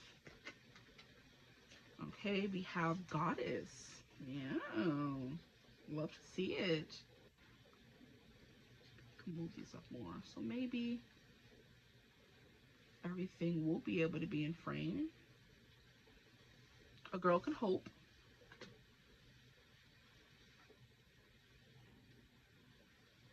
Ooh. Okay. Hopefully you're seeing all of them. If not, I'll move them around. But for this side, for who you are now, we have Libra, which is harmonious. Idealist is definitely someone who doesn't want to be in the now, who doesn't want to make decisions, who doesn't want to know that there are consequences for their actions. They're just all about, like I said, having fun and doing, like, you know, stuff like that. So we have balanced, socially aware, artistic, people-pleasing, fair, idealistic, aesthetic, aspirational, geometric, considerate, obliging, choosy, aspirational, geometric, indecisive, judgmental, and flattering. Okay? So it's giving you want to appease everyone. It is giving that, right? Someone who doesn't speak up for themselves, which I did get into a little bit, or you don't really know who you are because you didn't take time to realize who you were to fight for that person, or something like that is coming through. You know, you are easily swayed or persuaded to do something, you know, because you can't stand on business if you don't know what the business is you're standing on, right? You can't say, I would never do that, because do you really know what you would and wouldn't do? What you would and wouldn't do? Have you taken the time to get to know yourself for real? You know? Maybe some of you are dealing with imposter syndrome, where you're quite successful right now, in the now, with Jupiter, and you're like, do I deserve this? No. But it's like, yes, you do. Like, you do deserve this. Whatever success is coming your way, whatever drive and action, is kind of like, yeah, you're moving towards something, you're kicking ass, you're expanding, you know what I mean? You're beautiful, you're successful, but you're still feeling like, I don't feel like it. Bro, why is SpongeBob always coming through? Okay. And I'm trying to remember what episode that's from. I don't feel like it. Is that the episode where SpongeBob gets lazy and has Squidward, like, taking care of him or something? Because what we know of SpongeBob, for my people who have always watched SpongeBob, you know SpongeBob don't play when it comes to working. He's always the first one up and ready to work at the Krusty Krab. He's never been like a, I don't feel like it kind of person. Of course, I don't feel like it's SpongeBob. Oh, it's when he goes to work for the Chum Bucket. Which makes a lot of sense. He was excited to get up and work at the Krusty Krab, but as soon as the Chum Bucket comes and takes him, he's like, you know what? I don't feel like it, you know? I love this.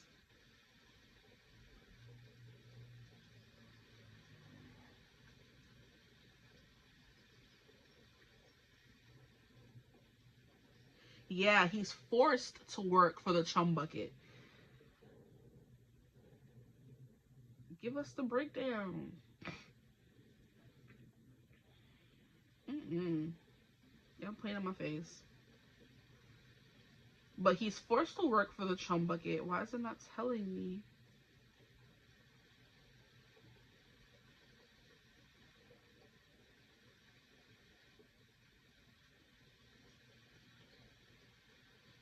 No, I don't want to view it in the app.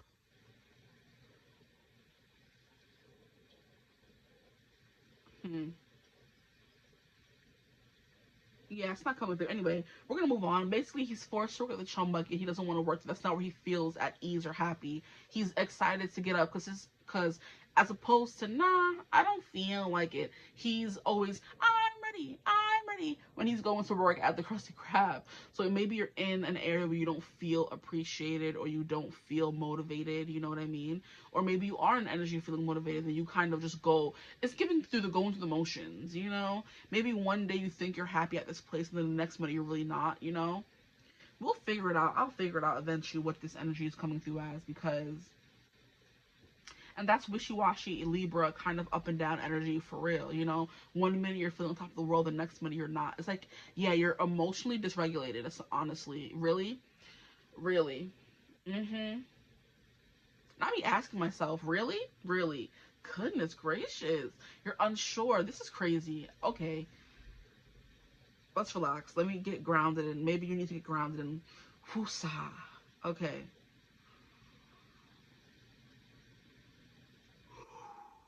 Take a nice deep breath. Maybe sometimes you have a goal you're working towards, okay?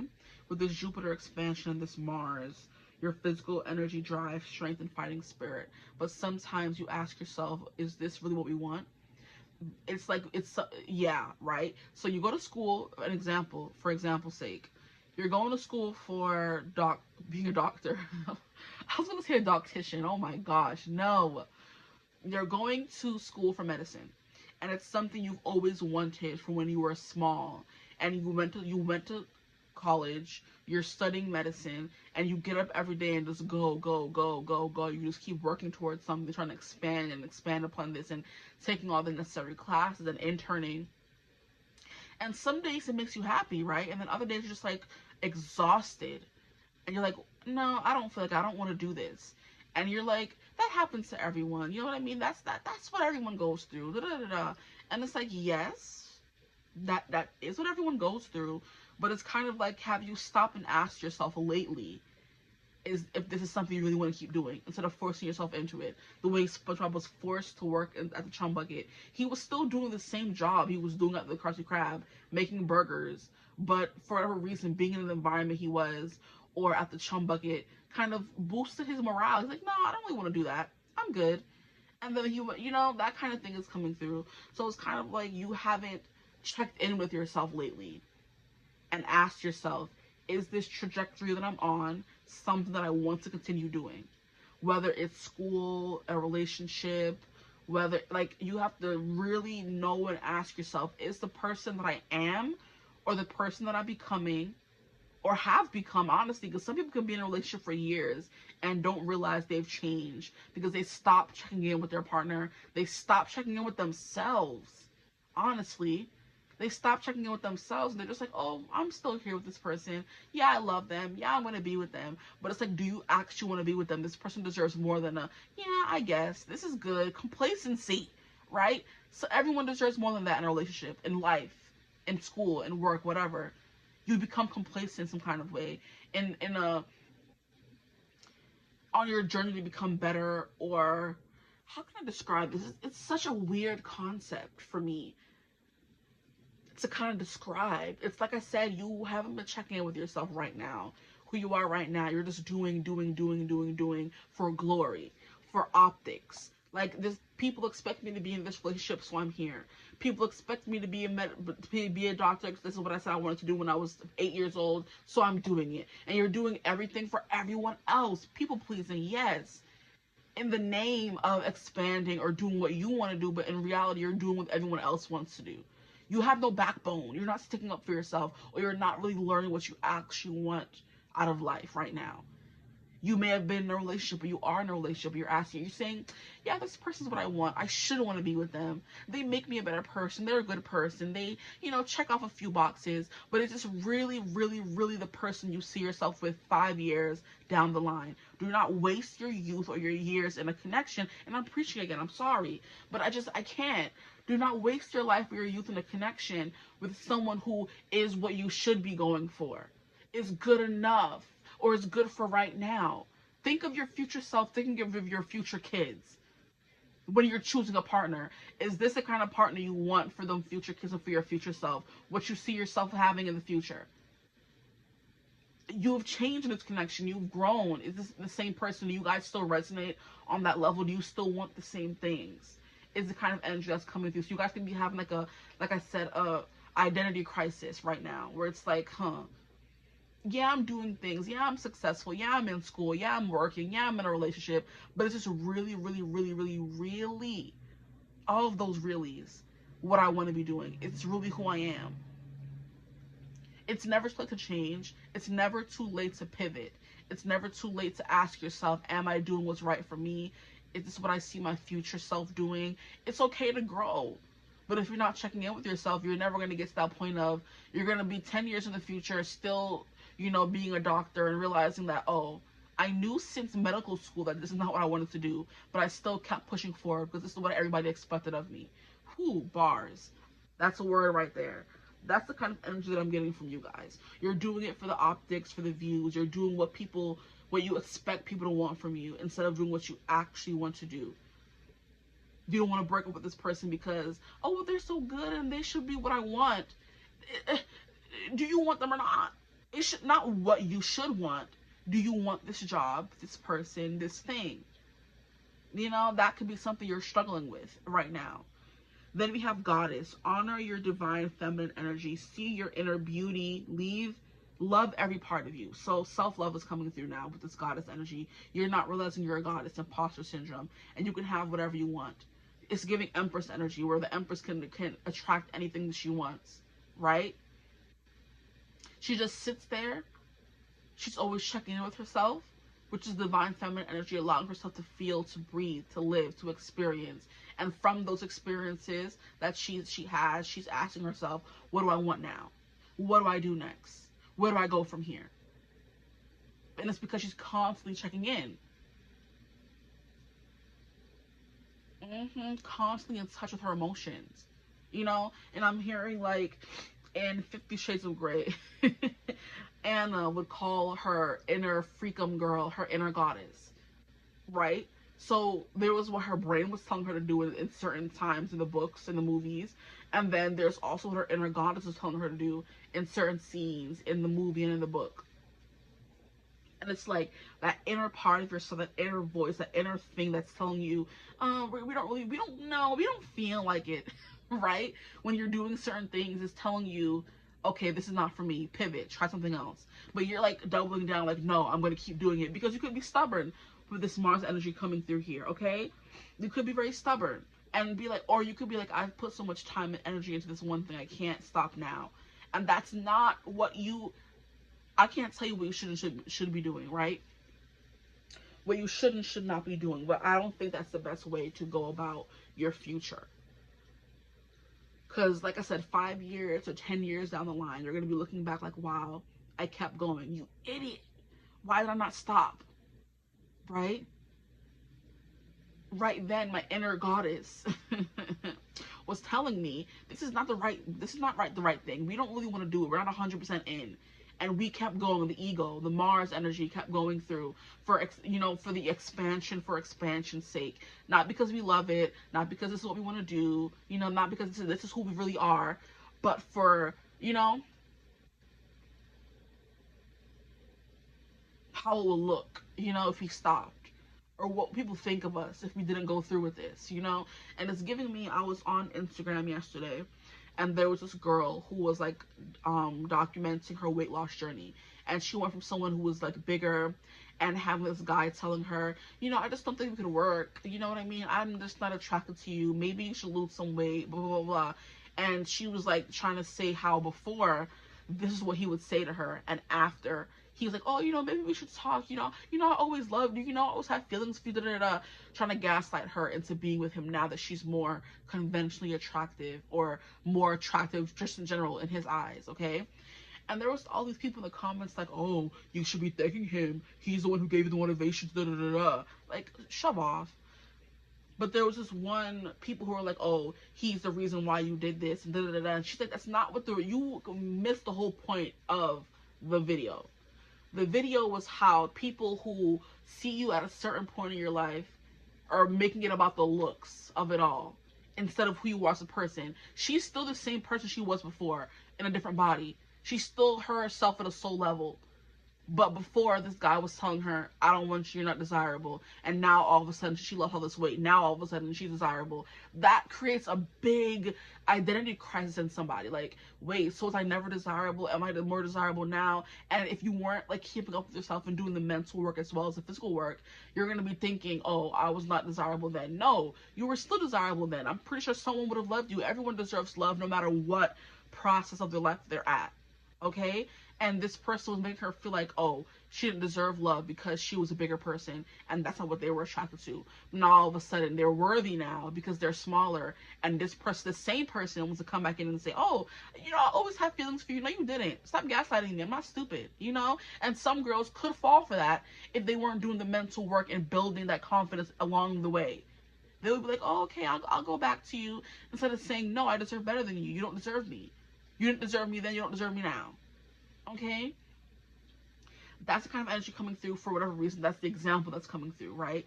So you're doing things to, people were saying she was getting smaller to appease him and to look desirable. And it's like, no, she was doing it for herself. But people love to switch it and make it seem like, oh, yeah, you were only doing it for him. You should thank him. Thank him for what? Was he in the gym making moves? No, I was the one making moves. I should thank myself, right? And I believe it's like a movie, not a movie, it's a song, by Meghan Trainor. I want to thank me. And I love her for that, because period. No matter what you do in life, even if someone else inspired you, you're the person who did the work. So love yourself and inspire yourself, right? There's something here about that coming through. I hope that makes sense. I wanna thank me by Meghan Trainor. She's like, you know what? I want to thank me. I'm the one who did the work. I put in the time. Whether someone's, derision of me, or them not liking me, or them putting me down, made me lose the weight. At the end of the day, I did the work, right? And maybe you haven't realized that yet. There's a disconnect. And then we have anger. Wow, I didn't even read this card yet. We have anger. Okay. Safely express your anger. Use anger as a positive force. Honor all of your emotions as sacred. So maybe you're trying to be the happy-go-lucky person, I'm hearing on social media or just in your life, and realize, and not, okay, oh boy, relax. I'm getting too many downloads at one time. Just bear with me, please. Okay, you're someone who is telling yourself, I don't have time to be angry, or your anger is beginning to burn inside of you and you're ignoring it. So there's something you're doing or trying to be that is not fitting who you really are. And it's breeding self-hatred, it's breeding anger. Because, and even if whether you feel it or not, the card came out, so it's there. There's anger at yourself or other people for making you be this thing, or angry at yourself for trying to be this thing and fit into this mold, right? You're honoring all the good emotions, the things that look good and feel good, but you're leaving all the negative emotions to the wayside. You're abandoning them, and they don't get a say. And I do believe that makes us a more well-rounded person. Yes, even the nicest of people get angry, because anger is a viable emotion. We all feel it. And then we have discernment. Wow, this came through group 1, so maybe some of you did feel called group 1, because I did kind of call you group 1 for a second there. We have all is not what it seems. Stay true to your knowing. Keep your dreams a secret. Wow, all is not what it seems. That's giving me the energy of what I've been kind of saying. Where you think, because you aren't checking in with yourself and realizing that this uncomfortable feeling in your belly is anger or discomfort or regret. You're not asking yourself, you're just going. You're too busy, right? You're working, you're in school, you're doing this, you're doing that. You're not stopping and checking in with yourself and asking yourself, okay, where are we at now? We started school 2 years ago. Are we still happy in school? Are we still good? This is what we want to do? Great. Let's keep going. Okay, we have these friends group now. Are we still happy with this friend group? Are we still chilling? We're still vibing? Okay, great. We have this relationship. Are we still vibing with this person? Are we still good? Are we still growing together? Is this who I still want for myself? Yes, or maybe no. And now you have to check, if you don't do those things, you end up in a life that doesn't feel like your life.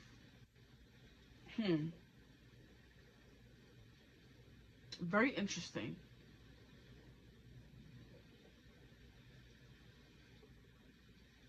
And then it says, keep your dreams a secret. So maybe being more discerning to the angry people around you.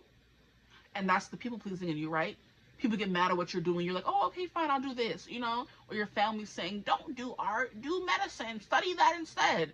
And you did it. Not realizing the whole time you've been harboring this anger because you didn't really want to do it, but you did it to please them. And now you're at this point in your life, about to become a doctor, and this is not what you really wanted because you didn't stop and do what was best for you, right? That's kind of energy you're in right now. I don't know. I hope it makes sense.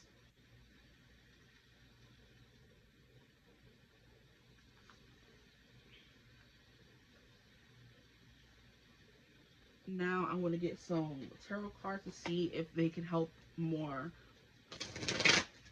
Help clarify this message even more. Wow. Why would you do that?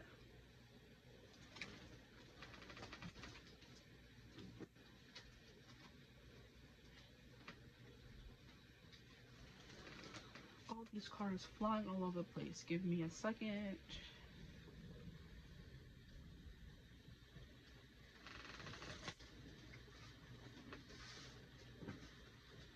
They just splattered everywhere. Okay. Bring you back. Okay. Oh, you messed up too. Stop playing. So who you are right now is learning to have more discernment, learning to and trust that goddess ability in you, learning to trust your intuition, and maybe learning how to safely express your anger as well. Be more assertive, right? Mars and anger go hand in hand. And then we have enthusiasm, optimism, generosity, benevolence, belief, luck, seeking, travel, positivity, lectures, foreign cultures. And Jupiter is 9th house energy, and 9th house is all about higher education. So this could be something as simple as you're in college and you hate what you're studying and you're too scared to pivot. And it's going to lead to you regretting it down the line. Or you're growing spiritually and socially and you're keeping the same friend group and they're not growing the same way as you. And it's like you're expanding yourself, and now it's leading to you always being angry with those friends, or always wanting to fight those friends, or always wanting to be away from them. And it's like, but you're still staying with them and still being friends with them. And it's like, the anger is not going to go away because you don't want to, you know, like I said, confront the elephant in the room, right? So you're outgrowing certain situations in your life. Relationships, friendships, school, whatever. And you're trying to like not look what can I say? I was hearing not look a gift horse in the mouth. And that's a saying of if something's being given to you, accept it and don't ask too many questions, okay? That could be something people trying to push things onto you and telling you, don't question me, don't ask, just take it. And it's like, no, but I don't feel comfortable. And it's up to you to consult with the inner voice inside of you and ask the inner goddess in you and ask if this is something she wants to do. If she's jumping at it and chomping at the bit, go with it. If she's like, no, I'm good, I don't want to really do that, and it seems that they're trying to force you into it, that's your cue to go, okay? And that's in all situations, family, relationships. If your partner saying, move out with me, and that's not something you want to do, why are you doing it? Have a backbone. Say that's not what I want to do right now. You're having them rule over you. Is this person even going to be with you in 5 years? Do you see yourself living with this person, loving them, being married to them? Is that something you see, or are they just good for the right now because you don't want to be single? Like, those are questions I think we should be asking ourselves when it comes to relationships and just our life in general. Yeah, this is something we always did, but is this something we want to continue doing, right? Okay. Now, let's go. And I do believe your inner goddess has your best intentions at heart. So if you're not feeling comfortable, your gut is saying no, right? You have to learn to trust that. You have to learn to build that first, which is that spirituality that I was getting into at the beginning of the reading. You have to kind of nurture that part of you first so you can tell, or you will know when your gut is saying yes or no to something. And you won't question yourself or teeter-totter with the Libra energy coming through. Or just think of everything as like, oh, this is ideal and this is fine. Everything is fine. It's not fine.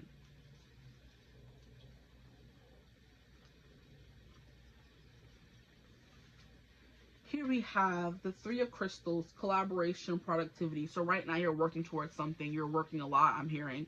We have Page of Crystals, ideas and discipline. So that's the energy you're in right now. That's that Mars energy. The discipline, that is the go, to have the strategy and follow that strategy, and that's the kind of energy coming through for you guys.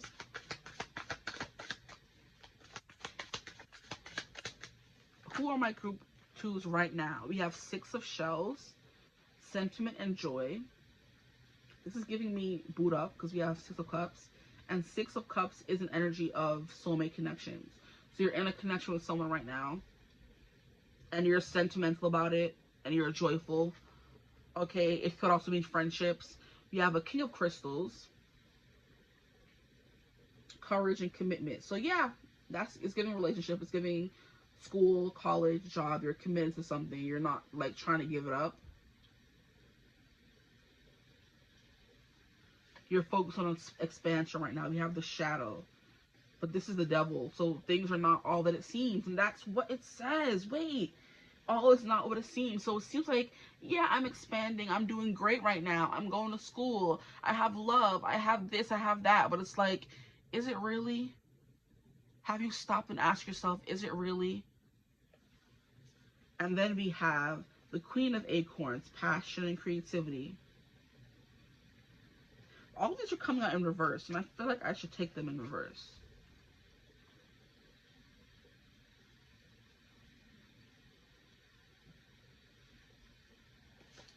And then we have the Two of Crystals in reverse, balance and adaptivity. So this upright means balance and adaptivity. This means you're settling into something that may be off kilter, off balance, right? You're not following your inner gut, your gut feeling. With this Queen of Wands in reverse, this was also in reverse, self-empowerment and ambition. It's kind of like what you mistake for ambition and self-empowerment is also disempowerment for whatever reason. Can I get more cards for the energy they're in right now, please? For a Page of Crystals, a new person, now that's just on their journey. A King of Crystals is a King of Pentacles. And now we have the Ten of Acorns in reverse. So responsibility, dedication. Yeah, you have a lot on your shoulders right now. And it's kind of like, is this something that you want to have on your shoulders, or something you feel the need to validate yourself to others, maybe?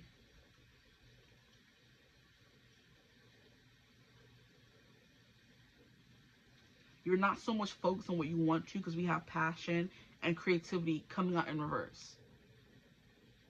And I do believe like 1, 2, 3, 4, 5, 6 we're all supposed to be in reverse.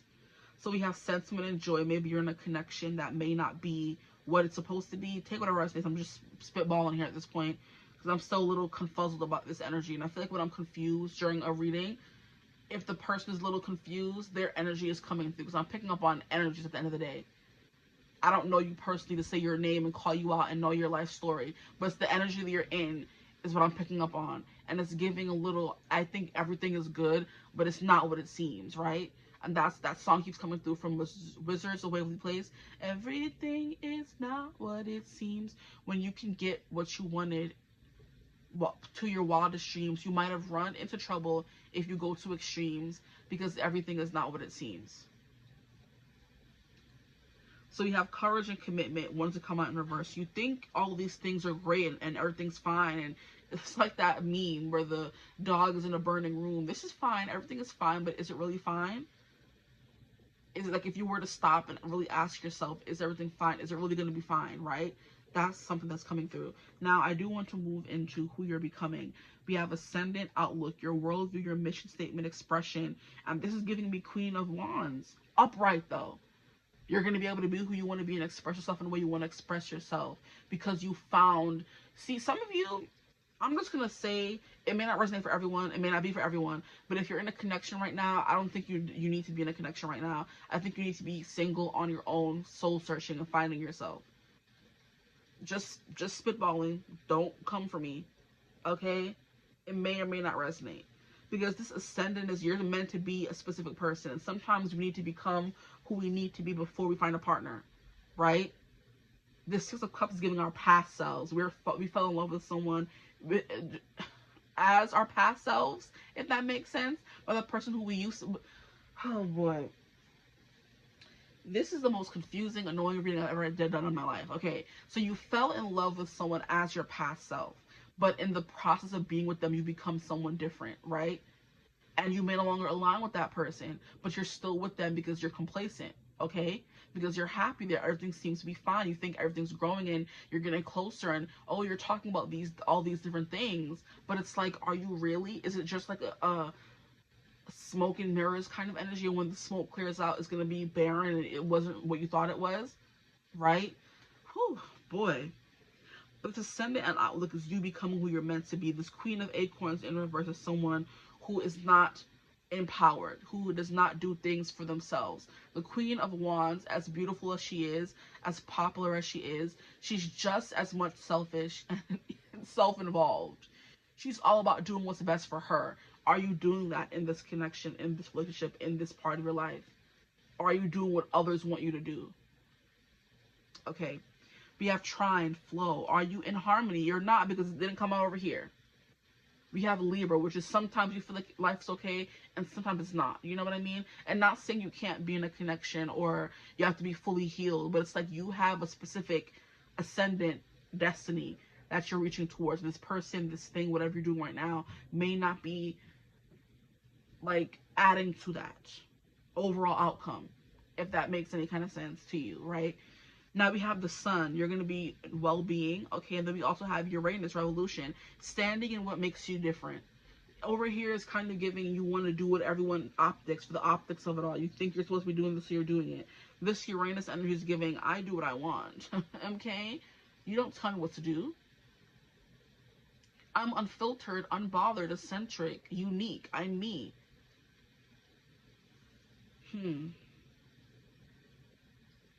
So you're standing out, which would be this ace of, not ace, so I'm going to say ace, new beginnings. So you're going to be encountering some kind of new beginning, because we have, I said ace.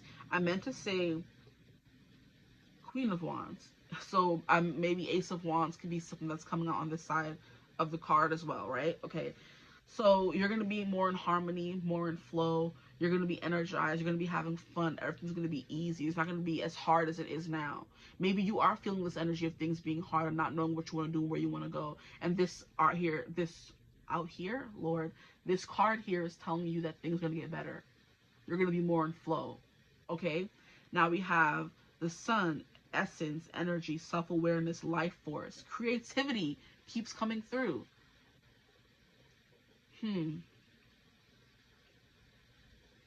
Maybe you're suppressing your inner creative because you want to do like a more conventional job, like a doctor as opposed to an artist. Okay, I'm hearing irrational. Maybe you're being a little too rational right now, and on this side you're going to be being more irrational and doing what you want to do and not like letting people persuade you to do something else, you know? It's like becoming more sure of yourself. Right over here, you're not sure of yourself. You're letting people dictate everything you do, essentially. Over here, ascendant outlook, you know who you are and what you want to do, and nobody can tell you what to do. You can take their opinions into consideration, of course, but it's giving, at the end of the day, I'm doing me, right? And now I'm hearing that song by Fantasia, I'm Doing Me. And I do believe that was, she made that song after she broke up from a toxic connection. And she's like, it's fine, don't worry about me, I'm doing me. So maybe some of you may break up with someone in the future. And doing me is just worrying about yourself. This is my song though. Yeah. In the song, she's like, you know, sometimes you have to put yourself first. Yeah. Sometimes as women, we give more than we should to a man that don't treat us no good. Gave him my heart, my time, did all that I could in the past to keep him here with me. But now I woke up, opened both my eyes up, realized that I don't need any other man. If you can't love me equally, then you don't need to be with me. Nothing more beautiful than knowing your worth, and finally I know exactly what I deserve. I'm doing me this time around. Doing me, don't need you now. I'd rather be by myself. I won't let your drama hold me down. Whew. I won't spend another minute wasting my time on a man that only tells me lies. Ain't saying no, that I don't need love. But them games, I don't need them in my life. And that's exactly what I'm saying. I'm not saying you're meant to be single or lonely, but it's giving the person you're with right now is not for your highest good. They're maybe trying to control you and do everything, and they're reaping all the benefits and you're not getting anything in return.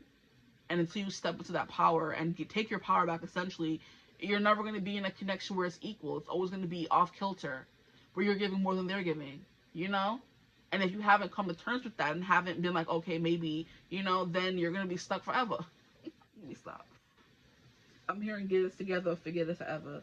And look, the Three of Crystals, productivity, collaboration. You're doing everything as, oh, we're partners and we're moving towards the same goal. But it's like you need to keep your anonymity.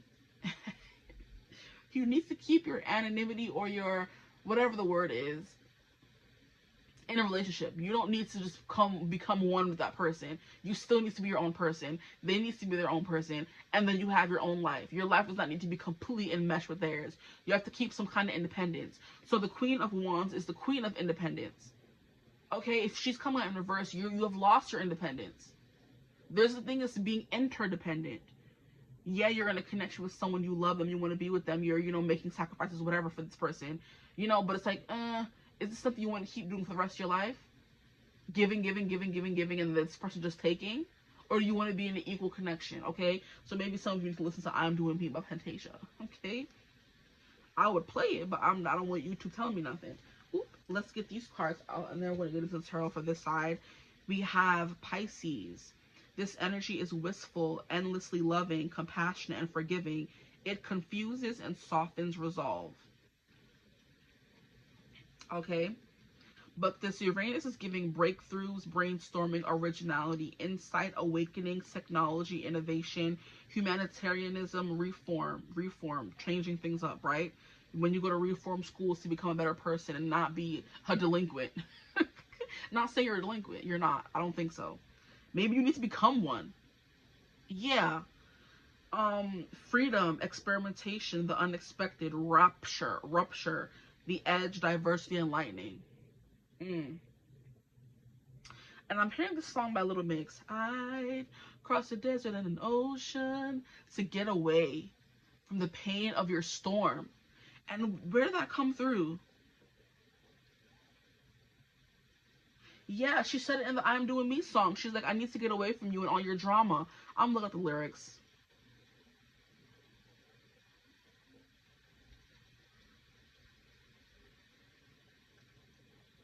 Give me a second.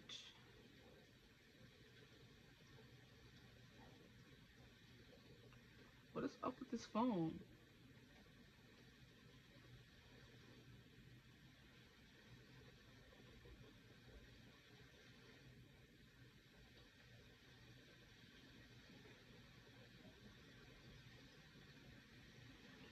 Okay, well that loads, so we're gonna move on. Okay. Now it says, I'd cross a desert and an ocean to get away from the pain of your storm, but chase the sunlight. I've been running from your shadow so that I could heal and that I didn't breathe. No. So that I could heal and that I didn't feel. That zigzag shooting through my heart. That zigzag hit me like a spark. Electricity. Electricity. Oh, this love's tearing me apart. I've been running like the light from the dark. Electricity keeps on hitting me. Lightning strikes twice and it burns like ice. I wish I didn't love you again. Lightning strikes twice and it burns so nice. I wish I didn't love you, but I do. Ooh. And it says those eyes were looking so enchanted. Your voice, it serenades and it sings to my heart. One kiss turned the skies to grays. I'll never get away. No shelter from the rain. Wow. And what was water? Water was coming through at the beginning of their reading. So feeling like you're drowning. Let's keep going. We have Cancer. All the water signs coming through. So yeah, these are all about introspection, and Cancers are very in touch with their emotions and what they're feeling. I mean, water signs, I should say. Cancers, yeah, of course. Cancers are very in touch with their emotions and what they're feeling. So are Pisces, right? And you guys got 3. If Scorpio comes out, oh, I'm about to say, yes, being more assertive. Absolutely, that's coming through for who you're going to become. Being more assertive and protecting your emotions, putting your emotions first. It's feeling like I gotta put me first, Lucius, okay? So the energy is wistful, endlessly loving, compassionate, and forgiving, right? So forgiving yourself for any mistakes or whatever you may have made in the past, forgiving that person and moving on, because it says evolving. Or am I just reading stuff? I heard evolving, okay? Did it come out in this one? No, I just heard it then, evolving. We have this energy is emotional, sensitive, caring, and loving. It may concern family, a mother, or a child. Maybe some of you are going to have a child with this person, and you may have to leave them and put the child first. I'm not wishing that on you or putting that on you, but that's what a mother does, puts themselves and the baby first. And then we have Aries. The energy around you is dynamic and spontaneous. Crusading, impulsive, action is likely. Standing up for yourself and others. And that's that speaking out that was coming through in the beginning of the reading as well. Because blue was throat chakra and speaking up for yourself. Okay. Now we also have dance. So you're going to be dancing more in your future. Move your body to music. Dance with the rhythm of life. Manifest your dreams through dance. Now we have imagination. Envision a new reality. Give yourself permission to dream. Believe in unlimited possibilities. So maybe you were restricted before this person, or whatever the situation may be, yourself. You were restricting yourself from feeling the full gamut of emotions. And now you're going to be able to do that and feel that. And then we have patience. I'm hearing Dear Patience by Niall Horan, a really good song. Dear Patience, can you feel my heart and let go of the pressure? Anyway, listen to the song, it's really good. We have patience. Please, no, not please. Ooh, pause before you take action. Trust that divine timing is at work. Be patient and play whilst you wait. That is tying into this dance energy and imagination. So just thinking that anything is possible, anything is real, anything you could cook up in your imagination, you can make a reality, right? So maybe you're staying stuck in this connection because you never think you're going to find anybody better. Lies. You're staying stuck in this profession and job because you don't think you're going to find anything better. Lies. You're too scared to go after what you want. Lies. You're telling yourself lies, okay? Because this energy over here, your outlook changes on life in the future, okay? Your future self, you're more in flow, and that means you're going with what you want and not what everyone else wants, okay? You're in harmony with yourself. And I love how we had harmony come out on both sides with Libra and Trine. But over here, this harmony you think you've achieved is for the betterment of others instead of yourself, you know? And like, I think that's what I'm picking up on. I feel like that's the vibe.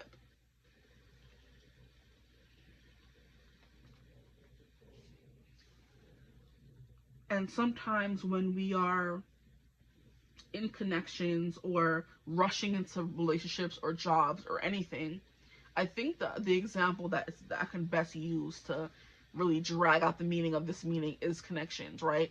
You're in a relationship, you think you're never going to find someone, you don't want to be single, you'd rather be in a connection until you find your next person, but that person's stopping you from becoming who you're meant to be to meet this person. So you're going to be in a constant limbo. You're meant to be on your own, figuring out who you are, what you like, what you don't like, you know, and then you meet your person on the way to doing that. You can't be in a connection because you can't be in a connection because you don't want to be single and expect, yeah, they'll find me whenever. I could be in a connection, that person will find me. No, because you're not becoming or doing what you should be doing to become who you are in order to meet them. If that makes sense, you know? You're not going to be able to find your passion and what you really want if you're stuck in a job you don't want to do. You have to go outside and imagine things, play, think of a better life, and then you're going to tumble into this, you know, life you're meant to live. It's kind of like you've lost your imagination. You've lost and this was coming through group 1, and Aries also came through group 1. A few of these cards came through in group 1. Discernment as well. So maybe you, like I said, you felt called to it, but no, you don't have to watch it, okay? And so did Uranus. And Uranus came through right here, right? Yeah, Uranus came through in group 2 as well, on this same side, which is funny. But anyway, envision a new reality. You have lost the plot I'm hearing. You've lost the ability to do that, to imagine and know that things will get better and things will not stay the same way because you got lost in the sauce. You're going to be becoming free from that energy, okay? You're going to be able to imagine a new reality, to forge a new reality for yourself, because we have Aries over here and we have the sword. You're going to be able to chase and manifest a completely new reality from what you feel stuck in right now. But you need to, of course, be patient, but you need to allow play, because that came through a few times. We have be patient while you play, and play whilst you wait. And then we have dance. And there's like moving your body to music and dancing with the rhythm of life will manifest your dreams, okay? And then we have Pisces and Cancer, which are known to be water signs and, you know, always hoping for the best and living in that energy of everything will turn out the way it's supposed to. And that's something you're supposed to stick to while chasing these dreams, I feel like. So just, you know, to make them more. And I love how we have Aries energy coming out on both sides. So nobody's saying you're doing everything wrong. Or I'm not saying that. Or Spirit is not saying that. But they're saying that there's some things you can tweak and change that will have you that will make you experience a better life, you know, one that's more attuned to you. So the things you're doing over here are great because you're putting in the energy and putting in the work and, you know, investing in yourself and da-da-da-da. But also, there are a few tweaks you can make to make it even an even better outcome and be more in flow with yourself. Okay? So there's some energy coming over here that's great. You have discernment, expansion, you know, but you're living in a fantasy with the idealist, the Libra card coming through. You're living in your head. You're not living in reality. Okay? Over here, you're living in reality, but you're also still getting the same benefits of doing what you did over here. So it's just little tweaks, you know, little things to change. Let's get some tarot cards. Let me shuffle again.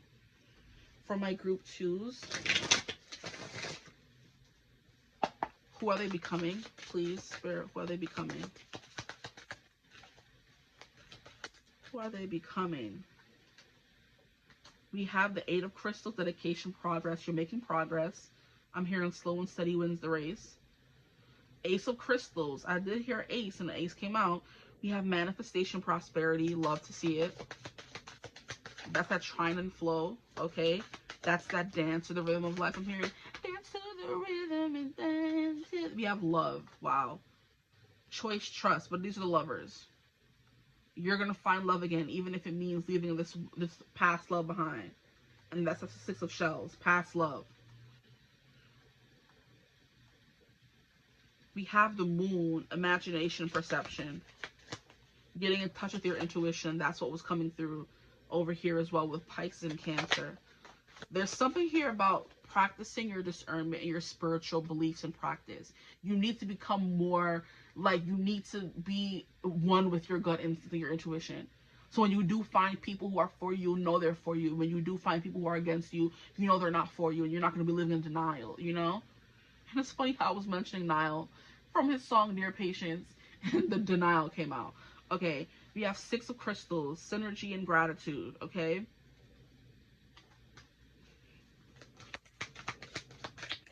And can I get one more card? Oh, that was, yeah. And we have Ace of Shells. Aces keep coming through. Happiness and abundance.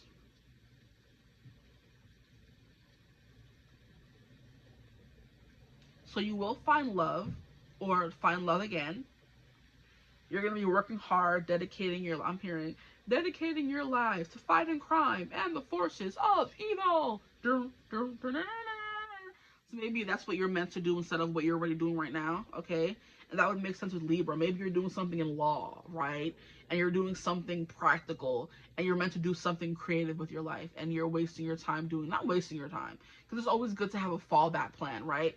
But it's giving, you're meant to do something more creative, more emotional, more helping people, and you're too busy focusing on the practicality of it all, right? Because then we have Pisces and Cancer. That's the emotional, spiritual. Maybe you're meant to be doing something more spiritual, or you're meant to be getting in touch with your spiritual side, period. And like I said in the beginning, that doesn't mean you have to start your own tarot channel or guide people or give other people readings, but you need to be able to have some kind of spiritual practice that helps ground you, that you can come home to, that you can ask your inner goddess, like, hey, what are we doing next? Like, are we okay? You know? And sometimes when you're in touch with yourself and your intuition, you feel things before they even happen, so you can kind of, you know, avoid them. Like, hey, we always go to this shop today. Maybe we should take the scenic route. And, like, following that impulse or that intuition, that you know, the intuitive hit, you miss something that happened at the coffee shop. And you know what I mean? And it could have saved your life. There could have been there could have been a robbery at the coffee shop. And your intuition said, don't go there today. And you don't. And you know, ended up safe. You know, stuff like that. But we have imagination coming through twice. Because we have imagination with the card. Imagination, that we have imagination, the perception, and the moon. So your perception is changing. You're going to be seeing things more clearly. So whether you decide to, what can I say? Whether you decide to come to terms with this change or pivot you need to do, it's going to happen anyway. Your eyes are going to be opened eventually. But it could save you a world of hurt and confusion and being intertwined with a passion or a person even more, if you were to just, you know, listen to the signs, the warning signs that you're getting right now. But love is trusting in yourself and trusting that love will find you again. Because here we have 2 otters over here in 6 of shells, and you think I found my other otter, but they don't mate for life, and I don't know, don't quote me on that. But we have wolves over here, and wolves, we always grew up knowing that wolves like mate for life. They only have one mate, you know? So there's somebody out there that's meant to be with you, that you're meant to be with, but you're kind of keeping them away by staying with this person that you may not be meant to be with, you know?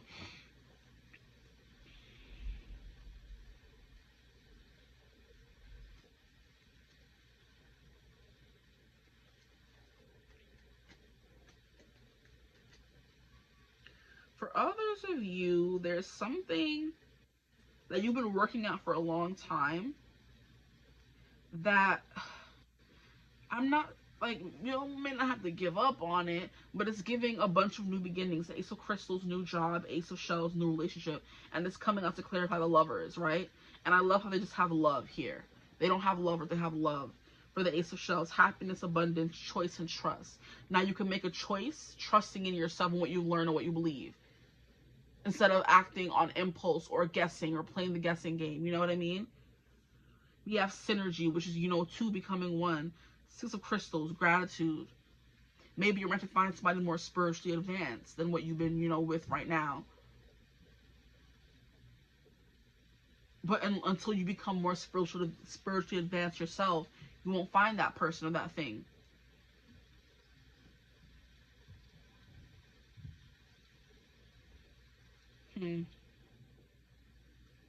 But your eyes are going to be opened in your future self.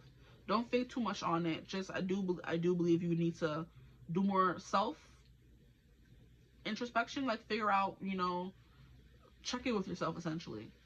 Don't get so caught up in life and love and the experiences and and the looks, and, you know, that you forget that we're here as souls to experience like soul evolution. You know, how that sounds so like, ugh, that sounded so like fake. Like we are all here with a soul purpose. Okay, we'll put it in that way. And we were born to achieve things. Some of us came in here with soul contracts. Some of us came in here to learn a lesson. Like, we're all here for a reason, essentially is what I'm saying. And you have to find your reason. That's the simplest I can put it. Right now, you're not living in your reason. You're just living for expansion, and you're living for money and clout and the optics of it all. You're not living for your true purpose, is what I'm getting. And that's something you're going to be doing. Because ascendant is what you're going to become. And you're trying to become somebody that, you know, you can be proud of, that you're so in tune with.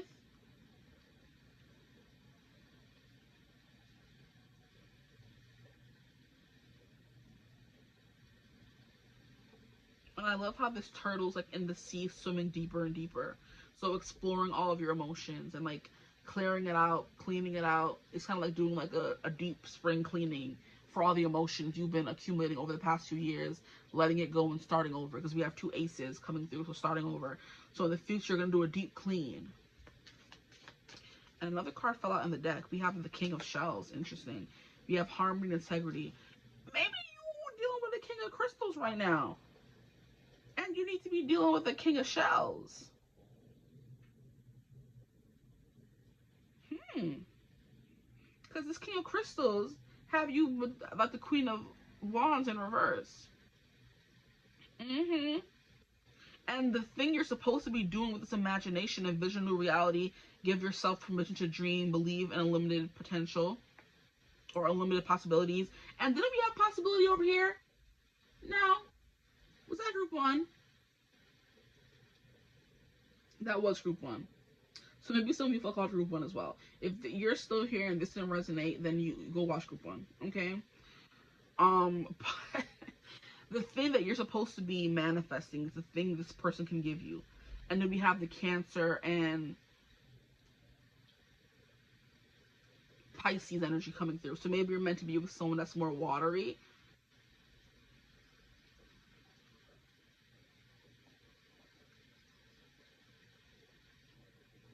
Maybe to douse your fire. Maybe you're a fire sign and you need to be with someone more watery.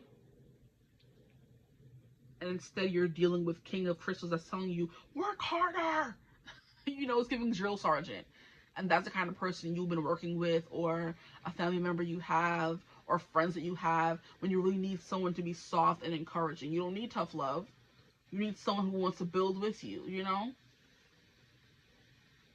If you've already found that in this side over here, you're just elevating that over here.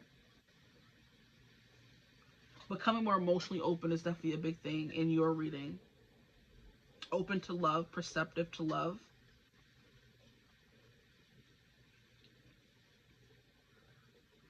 Being a more evolved version of who you already are.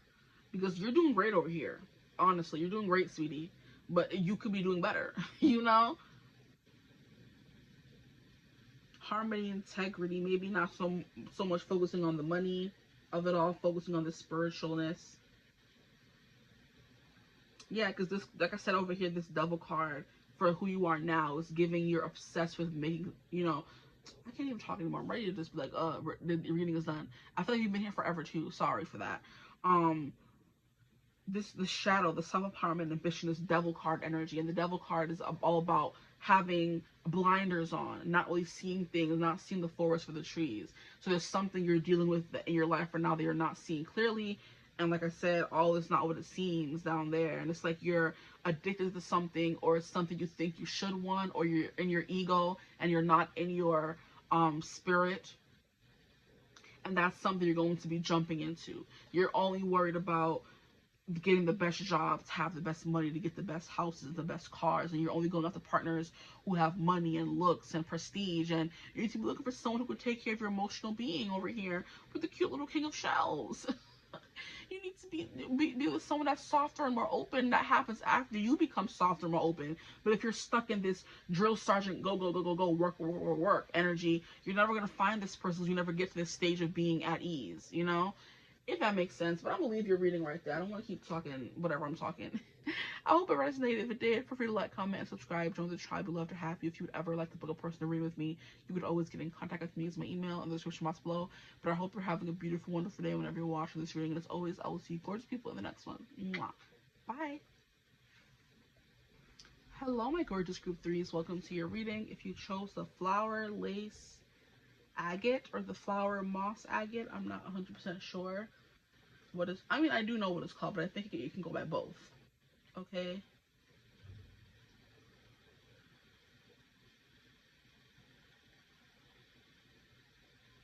Yes, the flower agate. Okay. Welcome to your reading.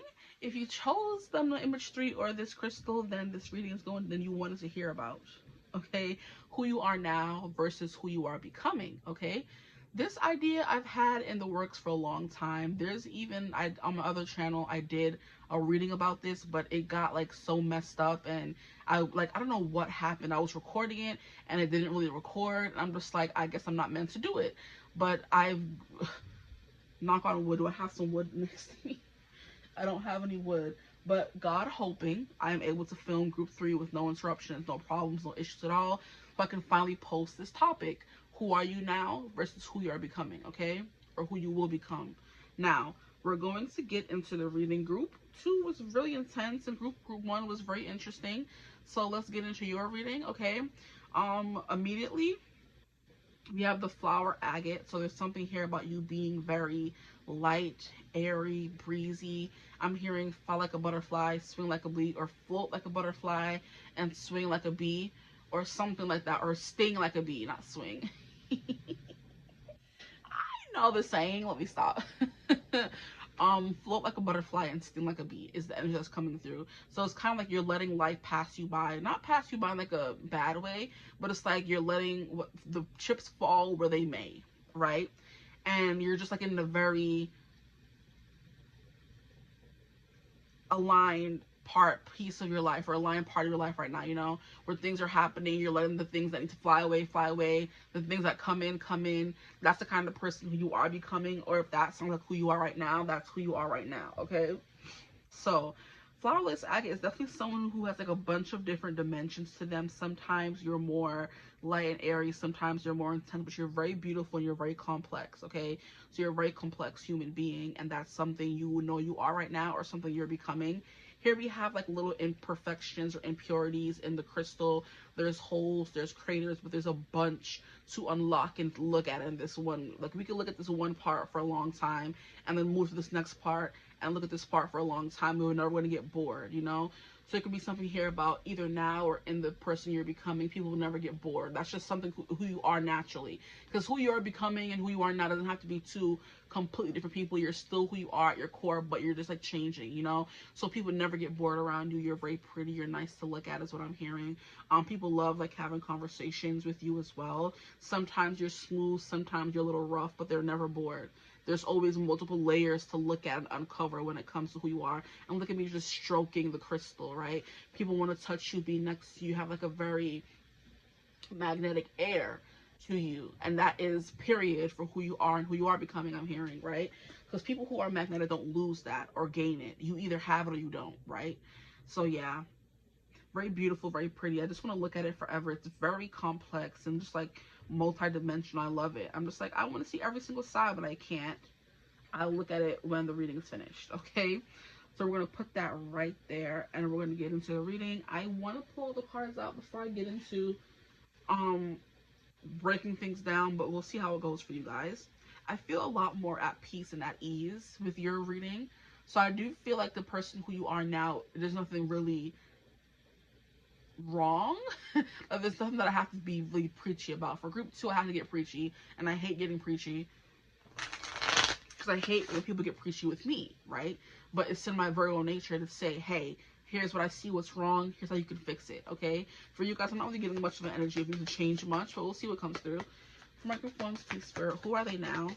And I'm about to see 222 on the clock, so, or on my phone, I should say. So that's something about someone who's so close to being in perfect alignment. But and I said that word, exactly, alignment came through already. Someone who's right there on the brink of being in alignment. So right now, maybe you're so close, and in the future, you're going to be there. Who knows? But let me see. What are the properties of flower lace agate? Promote self-reflection and self-awareness. Exactly. So you're someone who's very self-aware, right? And you self-reflect very often, so there's not much that people need to tell you, okay? Or say, this needs to be, you know, fixed or changed. That was the opposite for group 2. They needed a lot of self-awareness and self-reflection, but we're not talking about them, okay? Maybe you help people, or you help people find that inner balance, right?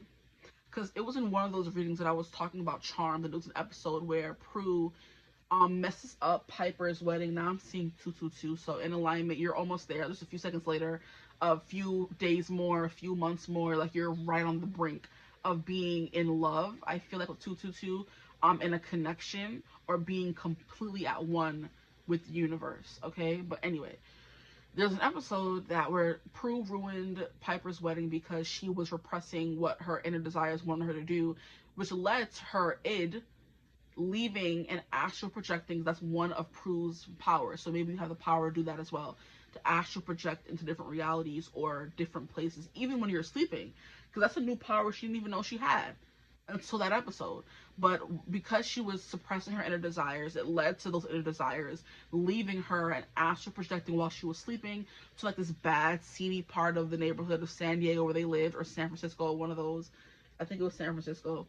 And like partying and gambling and getting all sexified and, you know, making out with biker dudes and being more rebellious, right? Because she was so used to being just like so straight and narrow in her regular life. And we find out during the episode that what she thought was her dreaming was her actually astral traveling to this place and, you know, being a bad girl for the night or every night for that week of her not getting sleep. And it was the week leading up to Piper's wedding, and she was doing all the work and making sure everything was great and wanting to be this perfect sister, but she was also, like I said, ignoring her inner desires and what she wanted. And it led to her messing up the wedding and her being accused of committing murder and all kind of stuff that was going on in that episode. But it's basically something here about you are at one with your inner desires. You let the little beast come into play sometimes, right? You don't suppress what you want. And that's you always being in alignment with yourself. You're self-aware of what you want and what you want to do next, and you're with it. You do it. Okay, so my group 3s, please, Spirit, my group 3s. Who are they now? Oh, we don't need all these cards. Don't do that. We have Pluto transformation. Interesting. So you're on the brink or going through a transformation right now. And this could be a transformation you've been going on for years, for months, for weeks. And it's like you're finally at the end, which is why we got 222 for you. And I caught it right before it happened. Okay. And then we have 11th house on the edge. Yeah, you're on the brink, on the edge of being fully complete, or being in an energy of not really caring. There's something here about making more friends for you guys. Who you are right now, you're making more friends. You're calling in your soul family, because these two aliens getting in contact, and this telescope that looks up towards the heavens. Maybe you're finding, like, if you're a star seed, you resonate as being a star seed, you're going to be finding more people who are in your star family, right? Some people don't believe in that, so you're going to be finding more of your soul family. Okay. Now, who are they becoming?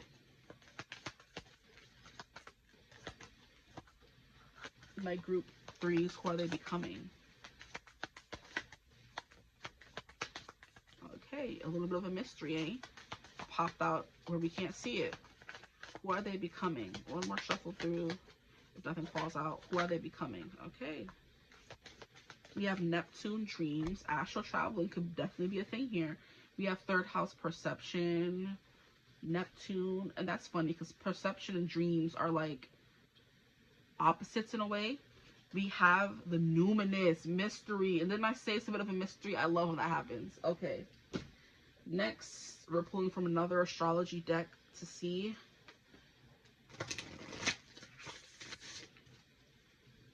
who are my group 3s right now. Who are they right now? So you're on the edge of a transformation. Like I said, you've been going through a transformation. We have Aquarius, which is 11th house energy.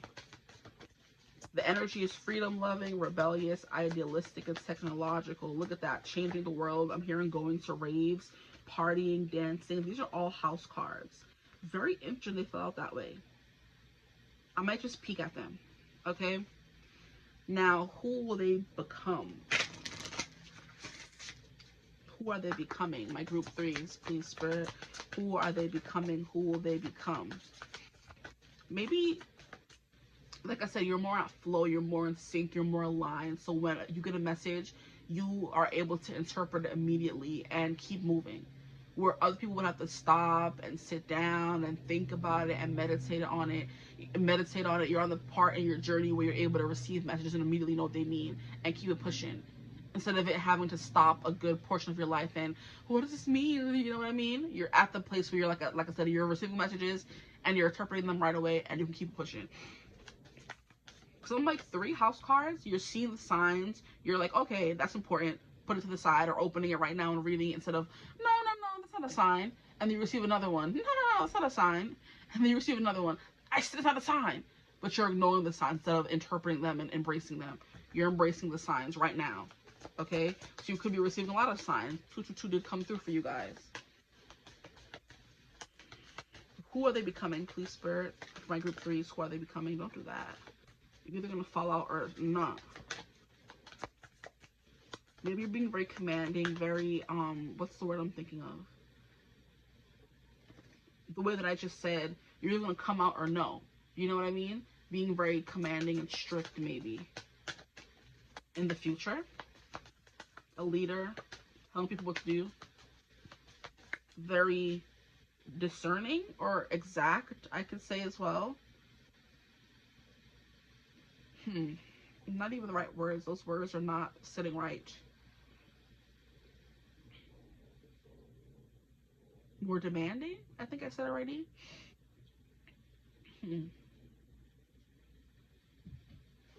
We'll leave it alone. My group 3s for now. I heard for now. Interesting. These are a lot of cards. But I guess we'll take them. We took 4 over there. Okay, fine. Now, let's get some cards from this deck, and then we're going to get into the reading.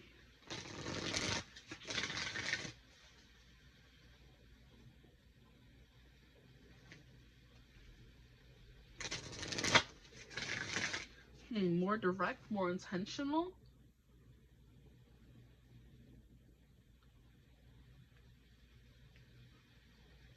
The word is still not coming through, but it's a feeling more so than anything. I feel like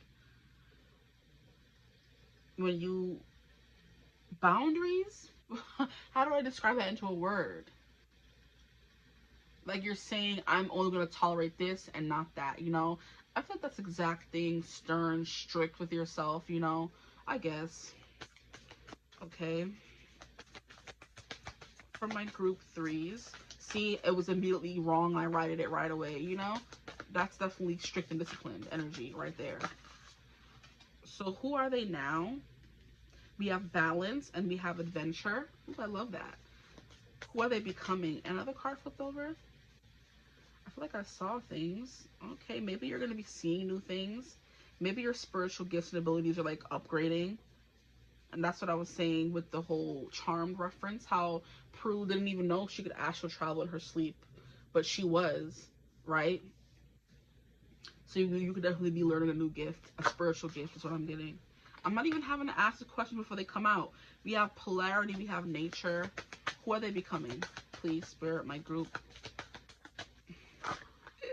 Threes. Delight, possibility, magic. I'll take them. These are a lot of cards, guys, but I feel like your reading's going to be more straightforward than the others. So you can just, you know. So let's get into who you are now. We have Aquarius. We have 11th house. Those are the same kind of vibes. You're doing things very differently.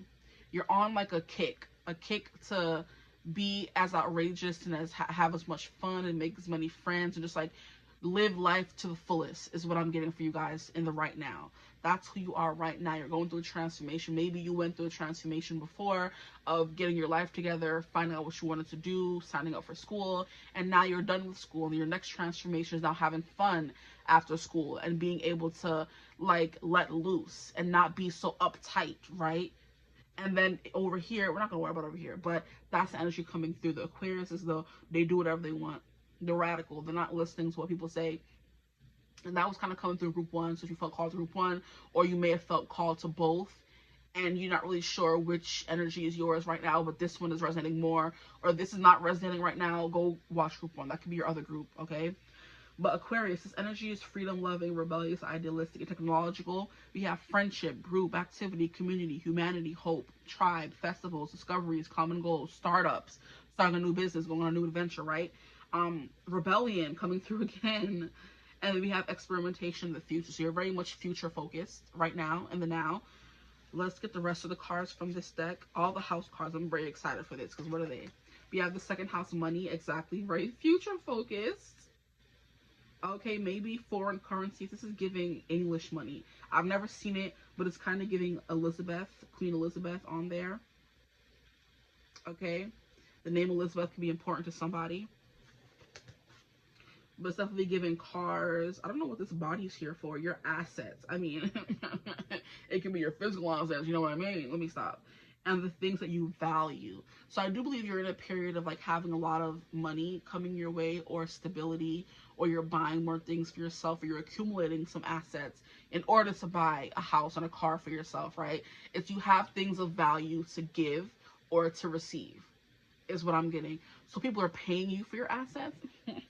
Okay, you're acquiring more assets. It's like giving you just money and finance in general, right? So you're making more money, you're swapping hands, you're shaking hands with people, making deals, right? That kind of thing. Collaborating with people, making networking is also a vibe of 11th house as well, where you have a business and someone else could help you in your business. You go out and network with them, right? You never know who you're gonna need. You're like, I'm an artist, what do I need with a stockbroker? You never know, you're gonna need you need a loan or something, right? And they know just who you can go to. We have the 8th house. Ooh. The transformational area, transformation. Maybe you're going through a sexual awakening as well for some of you.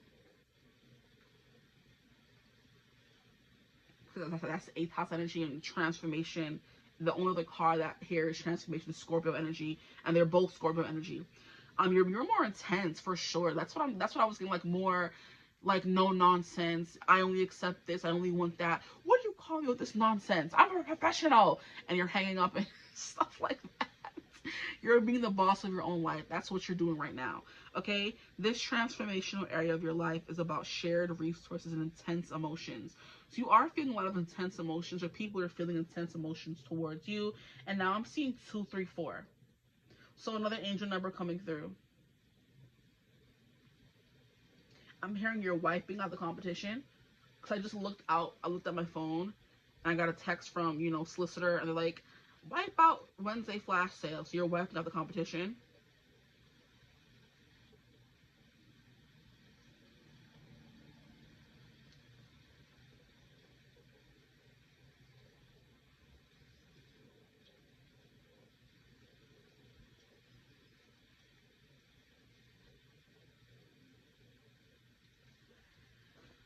Sorry, my sister was sending me a text about her dog. So she got a dog, and the baby is like 7 months, and it's going through her first heat. So she's like, you know, going through her period, and that's like the transformation. She's going from pup to grown girl. I know, bendito, so little, but that's what she's going through right now. She's like, how she looks so cute in her skirts.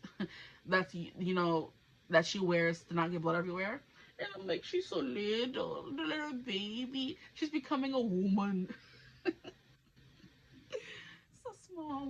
But anyway, that's why I'm glad I didn't get me a girl dog. I was supposed to when I first got a dog, like 8,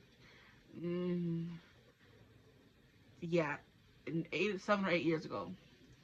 And I wanted to get a girl, and I wanted to name her Fauna. And she was gonna be the cutest little thing, and she was just brown and white Shih Tzu, and I'm like, that's my baby. And I ended up with a dog. Yeah, of course. I ended up with a boy, and he's black and white, and his name was Loki.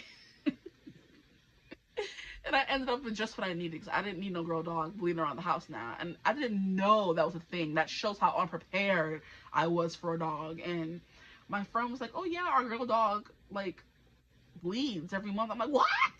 She's like, yeah. I'm like, oh, hell no. Hell no. To the no, no, no. Hell to the no. Like, I'm glad I got a freaking horny boy dog and not a girl dog. I have my own things to deal with. I can't deal with no girl dog bleeding everywhere. But she was gonna be my best friend, I swear. Now Loki, he's alright. Let me stop. He's a little menace when he's ready, y'all. Yesterday I came home and he had escaped. I'm like, escaped! And I had to put him back. He just made a mess everywhere. I'm like, what are you doing? You really are your namesake. You're a trickster. Because how did you get out of there? It's crazy to me. But anyway, yeah, he'd be escaping. He hasn't done it in a minute though. But anyway, that's what I was saying. I'm sorry. But yeah, the 8th house is definitely shared resources. So maybe you're starting a business with friends, or you're thinking about starting a business with friends, or you're thinking about collaborating with someone in general, or period, you know, and sharing the money. Maybe I also know that 8th house, like, about inheritance as well, and taxes, and that could be something you're dealing with right now. Okay, because I know I was struggling the other day trying to figure out how to be a big girl and do my taxes. But I got it all squared away in time, and I'm proud of myself. And I was, you know, overwhelmed when I first started, but shared or learned experiences make me stronger. Now I know what to do next time, right? And I was texting the guy, I'm like, are you sure you have everything? And he's like, yeah, it's fine, relax. He had to send me a whole voicemail because I was on the train yesterday coming home, and he's like, it's fine, like, everything's cool, everything's great. I'm like, thank you, appreciate you, sir. Like, I would have been lost, child. But yeah, you're learning things, okay? And it's like giving shared resources, taxes, inheritances, SCX, relationships, but in this intimate sense, okay? And like I said, intense emotions. And 8th house is Mars rule, but it's also interesting. We have Mars and we have Venus coming through here. But the traditional ruler of Scorpio is Aries. So Mars, not Aries. Boy, relax. What was I saying? Mars is the traditional ruler of Scorpio, but the modern traditional ruler is Pluto. And those, they both came out, okay? Anyway, we have 9th house, the other house card that came out for you guys. 9th house, border. I don't think I've ever seen the 9th house in this deck. It's so cute. Broadening your horizons, either spiritually, academically, or on a long journey. Exactly. So we're going to take these and like put them like that. So I hope you guys can see all the cards. Okay, and this is your side for your now. And then we also have balance. Take time to relax, indulge a little more or less. So you heard that, more or less. I feel like you're indulging more with second house energy. Okay, and then set boundaries with your work. I do feel like you're setting boundaries as well. That's the vibe that I was getting, but it was more so over here. But I guess that's going to carry on into over here. Maybe you're doing too much and working too hard in your work right now. You're doing too much, taking on too many things, right? And you're going to be taking on less here. Like, I can only meet at this time. I don't have the time for this right now. Okay? Now we have balance, and then we have adventure. So you're on an adventure. Dare to do things differently. Manifest your travel dreams. Move to a new location. Ninth house, an adventure coming through. Ninth house is all about moving, broadening your horizons, literally. Okay, and either spiritual or academic. So some of you could be going back to school or starting a new program to learn new things, learning new languages is what I'm hearing as well. Okay, or you're on a long journey of, you just started something, you just started this transformation, and now you're like, you're getting there, right? Like I said, with the 221, you're almost there, but the 222 is coming. It's in your future. Okay, but you could be moving to a new location. And that's funny how we were seeing the money from England. You could be moving to London, or this could be your confirmation that you should be thinking about moving overseas to London, because I was thinking about it too. Is this my reading? I don't know, we'll see. But yeah, I'm like, I've always, I thought, I don't know what was going on. I was having some kind of not crisis. I'm too young to be having a midlife crisis, but there was something that was like, I feel like I keep being called. It was a book that I was reading. Yes, I remember now. I was reading a book and they were talking about it, and I just felt so like, called to go there. And I be reading books about different places all the time, but it's never, and that's always been my place, right? Exactly. Me and London have a connection. I don't know what it's about. You know what I mean? But I feel like I would move there one day, and that could be your sign to move to England. Because, like I said, I'm not sure if this is the English money, but it looks like Queen Elizabeth with her crown. I think that's the English money, okay? So whoever made this deck is not American, essentially, because they made money from a different country. But yeah, and that you could be marrying someone from a different, or meeting someone from a different country. They could be from England or something. That would be cute. Because look at the two rings. This is not usually the connections and marriage card, but I feel like shared resources would be someone who's married and now linking their bank accounts together. So maybe some of you are married now, or getting married and trying to figure out how to, you know, deal with shared resources and finances, as well as intense emotions, right? Because one day you're like, I love you, honey, you can have access to my bank account. The next day you're like, I hate you. And you know, we have to balance that out, you know? Okay, this is funny, guys. I like your reading.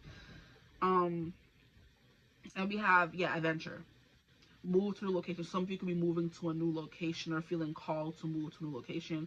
So this is your confirmation to look into things, and that you may broaden your horizons. Exactly. Maybe you're feeling called to move to a new country, because here we have, I think this is like Buddhism. This is Asia as well, or maybe India. I'm not. I think Buddhism is both in both. I think it's in both. Yeah, and just the way like Roman people and Greece people have different deities that basically mean the same thing. So do Buddhism and I think Hinduism. Like their gods are like flip-flops of each other or something. They're very closely tied. Like there's a god of water and in Hindu, and then in Buddhism, and they're both the same, you know?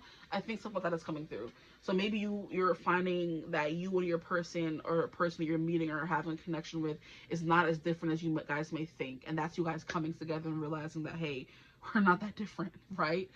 Different energies coming through. Here we have Pluto transformation, renewal, inner resources, basic instinct, motivation, personal power, evolution, composting, cycles, death, rebirth, subversion, suspicion, obsession, intensity, reckoning, and that's intensity coming through again, intense emotions, taboos, clearing, and extremes. Maybe some of you are going to be getting into a taboo connection, okay? It's giving overseas, older gentleman, overseas, younger woman. I don't freaking know. It's giving 90 Day Fiance, where you meet someone that doesn't live where you live, and you have to figure out how to merge your life together with them, right? Or from a different culture. That's taboo as well. Sometimes interracial relationships are definitely still taboo in this day and age, okay? but you're broadening your horizon. So maybe dating outside of your race could be something coming through as well. And that's how you're broadening your horizons. But yeah, you're starting a new exciting period of your life. And it's going to be a long journey, but it's starting off really well. Second house, Uranus, Aquarius, like beautiful. And it's unexpected as well. So it's like a coming in with a bang. Or ending it with a bang. Something like that is coming through for you guys, okay? So that's for the now, okay? You're very balanced. Everything's going pretty well for you guys, I would say. But what is like could be coming in soon could be a relationship. You could be buying a new car, a new house. And look at how in Aquarius we have the world coming through here. Traveling the world. You're planning a trip. This is your sign. Start booking, traveling. Start booking or planning that trip, guys. Overseas. Get your passport, especially if you're in New York. You can't travel domestically without having a freaking enhanced ID. Like, y'all be pissing me off. In America, like this is my sign to leave, because America's so ghetto, right?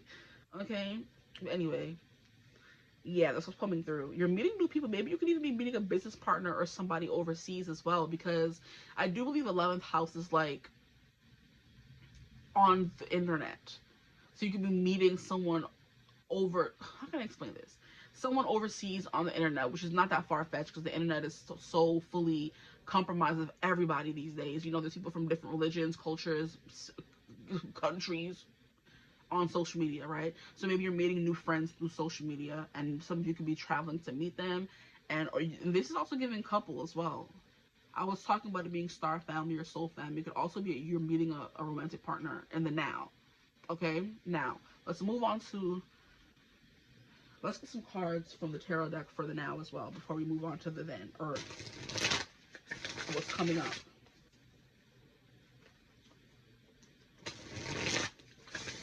With adventure, 11th house and 9th house, you're going out more, exploring new horizons, and meeting new people, okay? So for my group 3s, please, Spirit, who are they now? What's going on now? Who are they now? Broadening your horizons. That's who you are. You're learning more as well. Making more money, traveling the world. Like I said, learning new languages as well. Okay, group 3s, please, Spirit, my group 3s. Who are they now? Friendly, intelligent. You don't like being told what to do. So very rebellious, very intense. And that's what I was saying about the very magnetic with the flower agate, where people don't want to stop looking, stop delving, stop learning about you. You never want to stop learning about other people, different cultures, stuff. You're always learning. So you're definitely the kind of person that, like, you're a student of life. You want to learn as much as you possibly can. The first card we have out on the table is the 9 of Crystals, 9 of Pentacles, and it's giving security and abundance. That's you right now. You're very secure in who you are and what you're manifesting is what I'm hearing. Here we have the Hermit, contemplation and wisdom. So maybe you haven't started exploring things yet. Maybe you're still in hermit mode and you're going to start exploring in the now.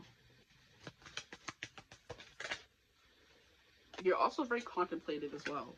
You like to think about things before you do them. Here we have the Page of Acorns, discovery, enthusiasm. That's adventure. That's 9th house. And playful as well. Maybe a little sneaky. But I do believe mischievous is the word I was looking for. Exactly. That's Aquarius energy to a T. You're feeling very mischievous. Very naughty. Naughty daddy. I'm so sorry. Peppa Pig just came through. So Peppa Pig could be important here. We have the 8 of Acorns, energy and results. So the energy you're putting into things are yielding results for you. Peppa is such a menace. She said, naughty daddy. Shut up, Peppa. You's the child, he's the father. So maybe your old soul kind of vibes is what I was getting as well. Some of you could be teaching, starting a teaching job, or just working and teaching right now. We have 6 of Acorns, success and triumph. Exactly. 6 of Wands kind of energy. You're in a period of winning. You're in your winning season right now. And it's yielding some pretty good results. You could be finding love. You could be moving overseas. You could be finding a new house. You could be finding a new partner. You could be starting a new job. You could be getting offered a job overseas, right? You could be getting offered a program overseas, a school overseas, something like that. Or the opportunity to travel elsewhere and live elsewhere for a little bit. And it's something you always thought of but never thought would happen to you is what I'm getting. Because this 11th house, looking into the space with the telescope, it seems like it's so far away. But it's closer than you can think, right? Because the sky doesn't look that far away from us. If you look up at the sky, it's like, that's not that far. And then right beyond that atmosphere is space. So we think space is so far away, but it's literally right there. If you look up at the sky at nighttime, we see the stars. They're far away, but they look pretty close, right? So what you think is so far away is not that far away. And now we have the Chariot, discipline, determination. So you're moving towards something, determined. Okay, we have the Rhino. Okay, you're gonna get what you want, and there's something you're chasing after right now, which is leading, or you know, tying into this transformation. We have the Moon. I don't know why this card came out in group 2 and it was giving me High Priestess vibe, and it's giving me High Priestess vibes again with the big old eyes. And the Moon is also like Piscean, just the way the High Priestess is. So it could be the energy that it's giving me, but it's giving imagination, perception. There's something here about the way you're viewing things. It's giving manifesting it. You're yeah, some of you fuck all through one. Just do it, watch it or not. But it was like an episode of 𝐓𝐶 and Cody, right? Where there's a motivational speaker who came to the hotel. And he was like, if you can believe it, you can conceive it. And if you can conceive it, you can da-da-da-da. And he was basically like having everybody in the hotel like hyped up to do whatever they wanted. You know what I mean? Everybody was like, yeah, yeah, yeah. You know what I mean? And that's kind of, maybe you're the motivational speaker in this instance. And group 1 is the people you're motivating. You know what I mean? But that instance is coming through once again. So I'm like, I'm hearing that. If you can believe it, you can conceive it. If you can conceive it, you can da-da-da-da. Right?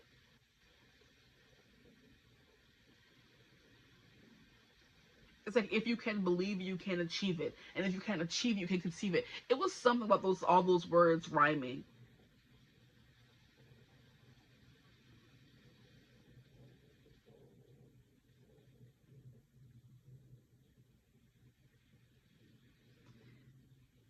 If you believe it, you can achieve it. And then something, yeah. Who said what the mind of man can conceive and believe it can achieve? There's a saying, whatever the mind of man can conceive and believe it can achieve, by Napoleon Hill. That could probably be a play on what the guy was saying in the 2nd Cody. But I promise that's the episode. You can believe you can achieve it. Sweet life. Yes, pilot of your own life. That's what the guy was saying. Cody gets inspired and tells Tipton hotel workers to pilot their own life, which forces them to neglect their jobs at the hotel. Exactly. Cody Martin, remember, if you can conceive, you can achieve. And if you can achieve, and then Tipton is like, I hate that saying.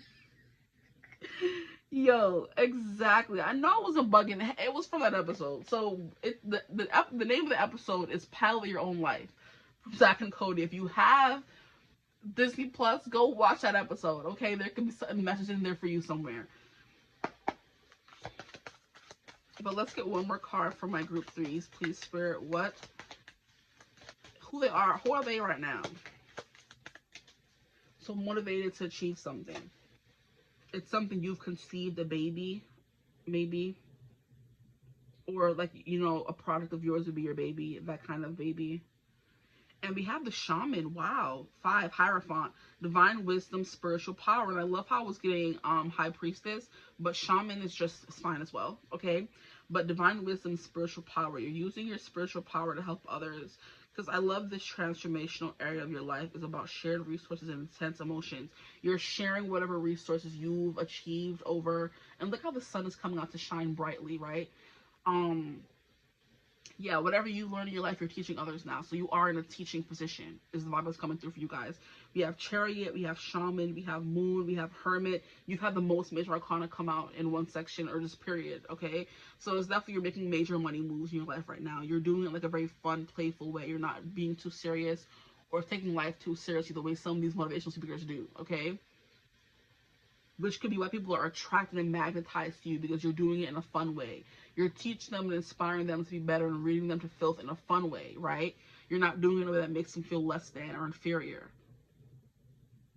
But the shaman is definitely like astral traveling is what I was talking about. They go in and experience other planets and worlds and dimensions, right? If you believe in the multiverse, right? There's different versions of ourselves, and we can go to sleep and wake up into that version of ourselves, and that's what we, you see, I be thinking that sometimes, Shy, you have such high level thinking and thoughts and notions is the perfect word, that sometimes people are just like, wait, that's crazy, right? Is that true? And those are the same people who come up with all these movies, like the Marvel movie and the multiverse and Inception and all these movies that were just like, get us thinking that could that actually be true, okay? You think such, something notions, like magical notions, I feel like, for you guys. And maybe that's something you're supposed to be putting into play. You're supposed to be making movies. You're supposed to be writing songs, making books, stuff like that. Because your imagination, it's so beautiful. Because who can think of that? I'm sitting here thinking that maybe when we fall asleep, we wake up and the dream that we're dreaming is us waking up in our other dimensions body. And we're living their life in the dream. And we wake up and we're like, that felt so real, because it was real. You were just in a different multiverse, a universe. Yeah. You be thinking some what do they call it? Stoner thoughts, some shower thoughts, like real deep, right? And that's forever unfolding rose is what you're giving, right? The ever unfolding rose. You have the discipline, the determination. It's something you've learned, something you've honed. With the Chariot card coming through here, it's giving commander, battle strategy, stuff like that. A strategist, right? We have the shaman, but it's also not just in like a regular everyday way. It's in a spiritual way. You've honed your spiritual abilities, and now you're using it to help other people and help them dream of lives they couldn't even think of. That makes sense, because I said in this instance, you could be the guy who's saying, if you can believe it, you can achieve it, you can conceive it, right? You're the person in the episode that's inspiring Cody to then inspire everyone else in the hotel to go after their dreams, because you're living your dream right now and you're making it work. Okay, beautiful. That's who you are now. Okay, I want to move into who you're gonna become. Now, for the who you're gonna become portion of the reading, we have a lot of cards here. We have perception, dreams, and mystery, and I feel like dreams are also a form of mystery, because we don't really know where they come from, or if they're real or not, okay? And that's tying into the whole thing that I went into over here. Maybe you guys are also very organized. This is the first time I feel like I'm getting a grip on this format that I'm doing, right? The cards are perfectly split down the middle, right? We went over them in a timely manner. The cards came out beautiful, okay? And in every other reading, it was like a little chaotic, okay? Not too much, but a little. Now, we have perception, speech, thought, social media excursions. So some of you in the future, you're going to be on social media, you're going to be speaking, and that's what I was saying here at this 11th house energy. You're going to be connected with people on social media in the future, okay? Or your reach is going to be bigger than it could be now if you're already doing that, because I feel like there's a vibe of you inspiring others already on the board, and you're just going to be moving forward in that, okay? We have speech, thought, social media, excursions, dating. Ooh, you're going to be dating in the future. How cute. We have siblings, and be reaching out to siblings, talking to them more. We have research, street life, circulation. You're going to be in circulation. I'm hearing rotation. How I'm hearing formation now. Look at all these, the rhyming words is coming through. So you're going to be a rhymer, right? A poet of sorts. Because I'm hearing right here we have circulation, then rotation, and formation, okay? Anyway, you're going to be in circulation. People are going to be playing your music, your work, your art, your movies, whatever. And then formation. All my ladies, now let's get in formation. Beyonce coming through. So you're getting in line. Right now you're getting in place, right? And then over here the show is starting is what I'm getting, right? Okay. Now, we have sociability, surroundings, and discussions. You could be in meetings with people with high-end I'm hearing clientele, and they're asking you for your advice on certain things when you used to be just someone who was, you know, didn't think anybody wanted to care what you had to say. But you're in the process of going through a transformation, so your life is changing very drastically, my group 3s. Now, we have imagination. I'm hearing that's, oh my gosh.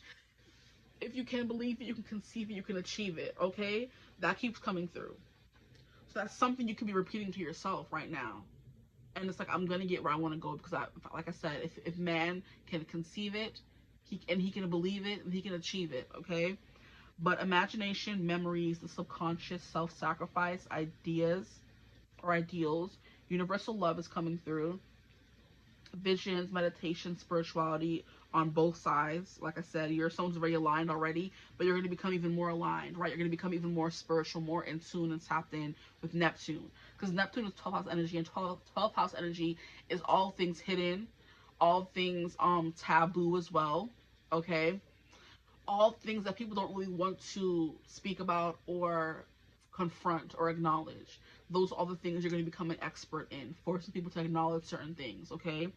And which is why you're giving motivational speaker. You're telling them, you're doing this, and I need you to do this, and blah, blah, blah, blah, that kind of thing, okay? Or just based on the work that you create, you're inspiring others to see things differently. Like I said, we're watching all these movies on Marvel, and we're like, oh, are these multiple dimensions, like, a thing?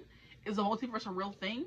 Right? It gets you thinking about certain things. So your work is going to get people thinking about certain things. And then we have numinous and mystery. People are going to be wondering, where did you get these ideas from? Were you able to conceive these things? Okay, that is definitely coming through, and they're going to want to unravel you the way I was talking about in the flower agate. They're going to want to unravel you, but they really can't. You're going to become even more of an enigma and a mystery to people. Oh, I love this for you guys. This is beautiful, honestly. Wow. So we have the unknown, the unknowable, ESP, psychic abilities, okay? They're going to be getting better, like I said. The cosmos, universal truths are going to be things you're going to be now perceptive to. You're going to know these things, how to help people, you know? Because you can, like I said, just grasp answers right from out of thin air. The 3 cards that came out over here that were house cards. Oh, that's a message. Let me take it. It takes you 1 second what it would take people lifetimes to kind of conceive. And that work keeps coming through. So you get a message, oh, I need to do this. Someone else, it's not a message. Give me another one. 2, 5, 5, 3, 3, 3, meh, 11, 11. Oh, maybe now I can start listening to the signs. And it's like 3 years later, right? You know, you see something, you're very like astute, in tune, right? Okay.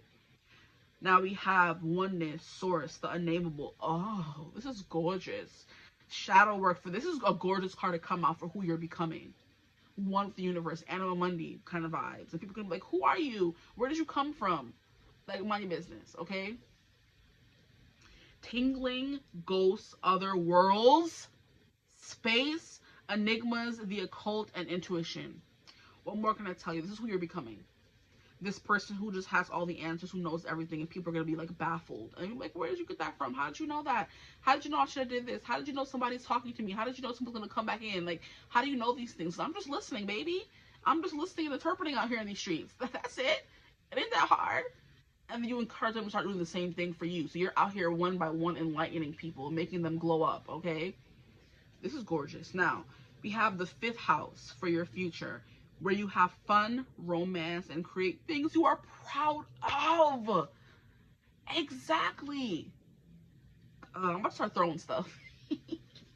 Whenever readings like this come through, I'm ready to start throwing stuff, because everything is coming together so beautifully. Like, I'm not as confused and like, oh, I don't know what I'm saying as I was in group 1 and 2 a little bit. I thought group 1 I was doing okay. Group 2 I was like, huh? What are we saying here? What's going on? Right? And it's because they didn't really know themselves. You know yourself. You know what you want to do and where you want to go, which is different. So everything's coming through very clear. But yeah, you have fun, romance, okay, and dating is coming through again, because 5th house is dating. So in the future, you're going to be dating, sis, or sir, or person. I love this. And create things you are proud of. Creation, that is also a very creative house with the 5th house, exactly. Drawing, movies, romance movies. Maybe you're going to make the collective believe in love again, because every day I'm on social media, I'm losing hope for love, for people, because I know no matter how ghetto it is out there in these streets, I'm not going to give up on love. because I've been dreaming of this love since I was a little girl. I ain't gonna give up on it. I'm gonna find it, right? If you can conceive it, you can believe it, you can achieve it. I'm not giving up. I know it's coming. Like, what do you mean? And everyone else is getting hopeless. Oh, these men ain't ish. These women ain't ish. Oh, the like it's hopeless out here. Blah blah blah. If you keep staying on the energy, it's gonna be hopeless. It will be hopeless if you stay on that energy. But if you're able to move on and keep fighting and pushing, knowing that your person's coming, they're just out there somewhere, they're gonna be coming in. So that's what was coming through over here. Connecting with people on social media, falling in love with someone in a different country. Yeah, having fun. Like I said, it's the same thing going on each side of these cards. It's just more evolved over here. Or you've learned more. You become a better person or an expert at this thing at this time now. Right? Or even better, because you were always here learning. Nothing is like set in stone. We're all learning things. And in the future, you're just going to become someone more learned at that thing. More of an expert at it, okay? Now, the next card we have is the Moon. And that came through over here. Look, mirroring already. So who you are now is who you're going to be in the future, who you're always going to be, who you've always been. Let me stop.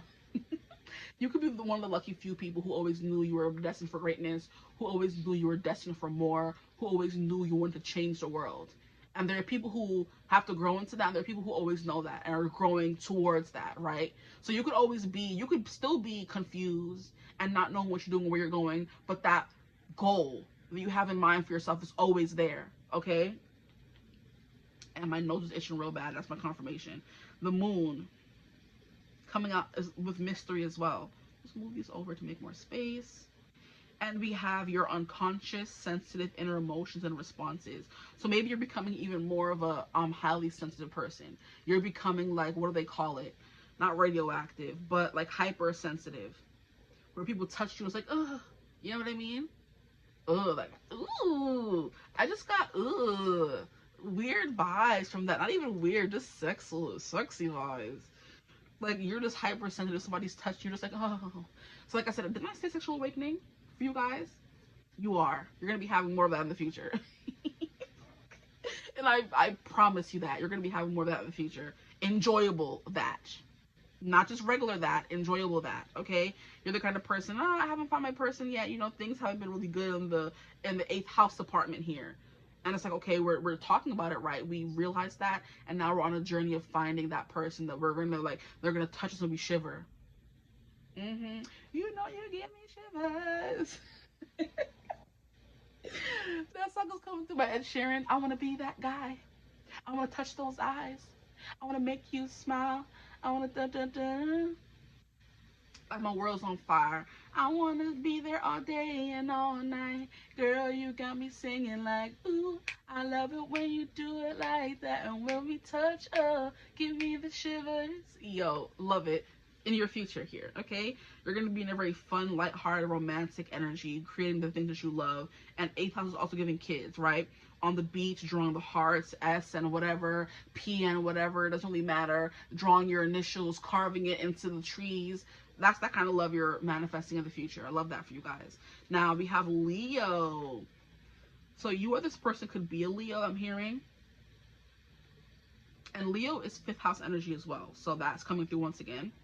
But it says this energy is flamboyant, dramatic, proud, and passionate. It focuses on the importance of self-belief. You're going to be believing in yourself like nobody's business. No one can tell you. And also Neptune following your dreams. So maybe you go to sleep and you have crazy dreams. And that reminds me, I had this crazy dream last night. I'm like, that could be a movie. Let me make it into a movie. But I woke up, I didn't write it down. Your imagination is like endless bounds. Like I said, you be thinking of some things, the notions you get in your mind. It could be real, it could not be real. Write it down. Just write it down.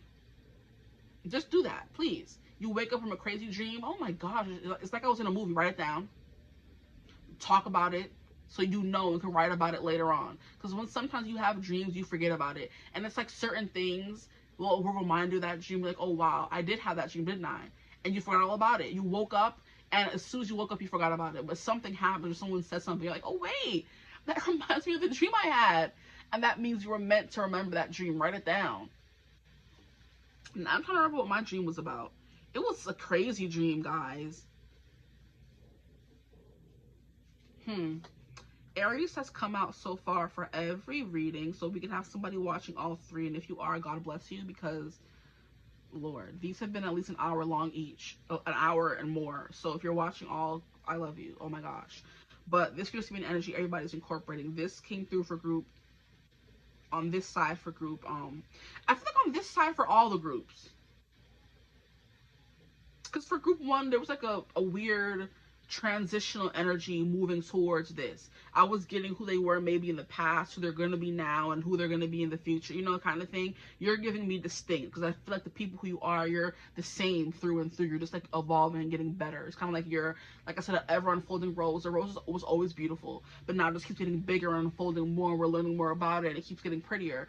It's giving, what is it called as well? How whiskey just keeps getting better with age. The older it is, the more seasoned it is, the more delicious it tastes, right? Taste coming through. Anyway, we're done. Maybe we're going to be eating more fancier foods and stuff like that. You're going to become a connoisseur or something. But anyway, we have the energy around you is dynamic, spontaneous, crusading, impulsive, action is likely. And I do feel like there's something in Aries right now. It's Jupiter in Aries, or one of the placements are in Aries, so it would make a lot of sense that everybody's like becoming more Aries-like, because Aries is ruling a big part. I think it's Jupiter in Aries. I'm not sure.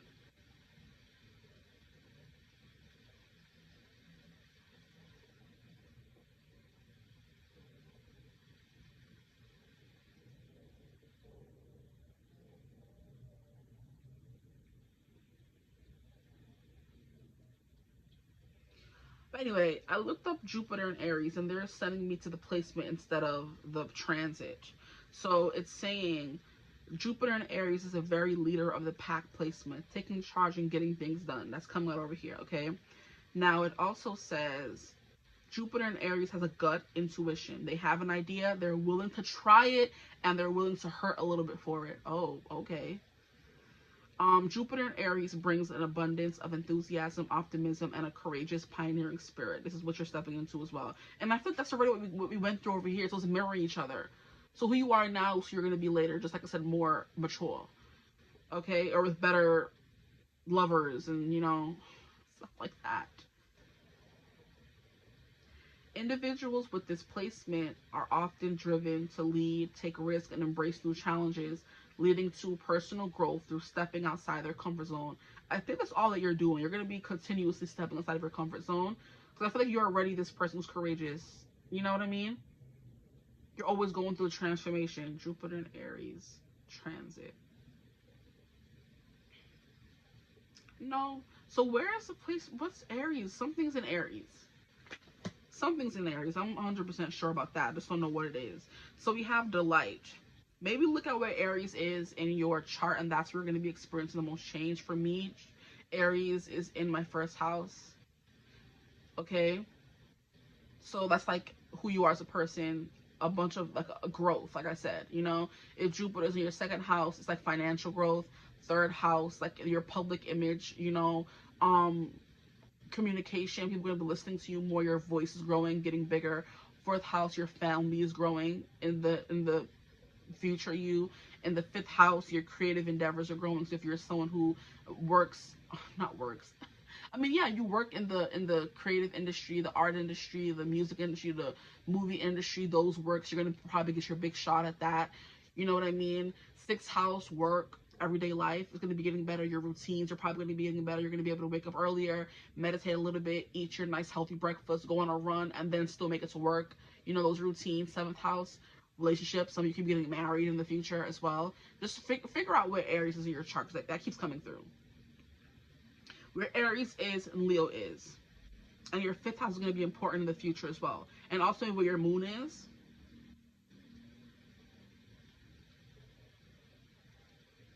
So in the future, your third house, wherever your moon is, wherever you have Neptune, the fifth house, Leo, and Aries is going to be important, okay?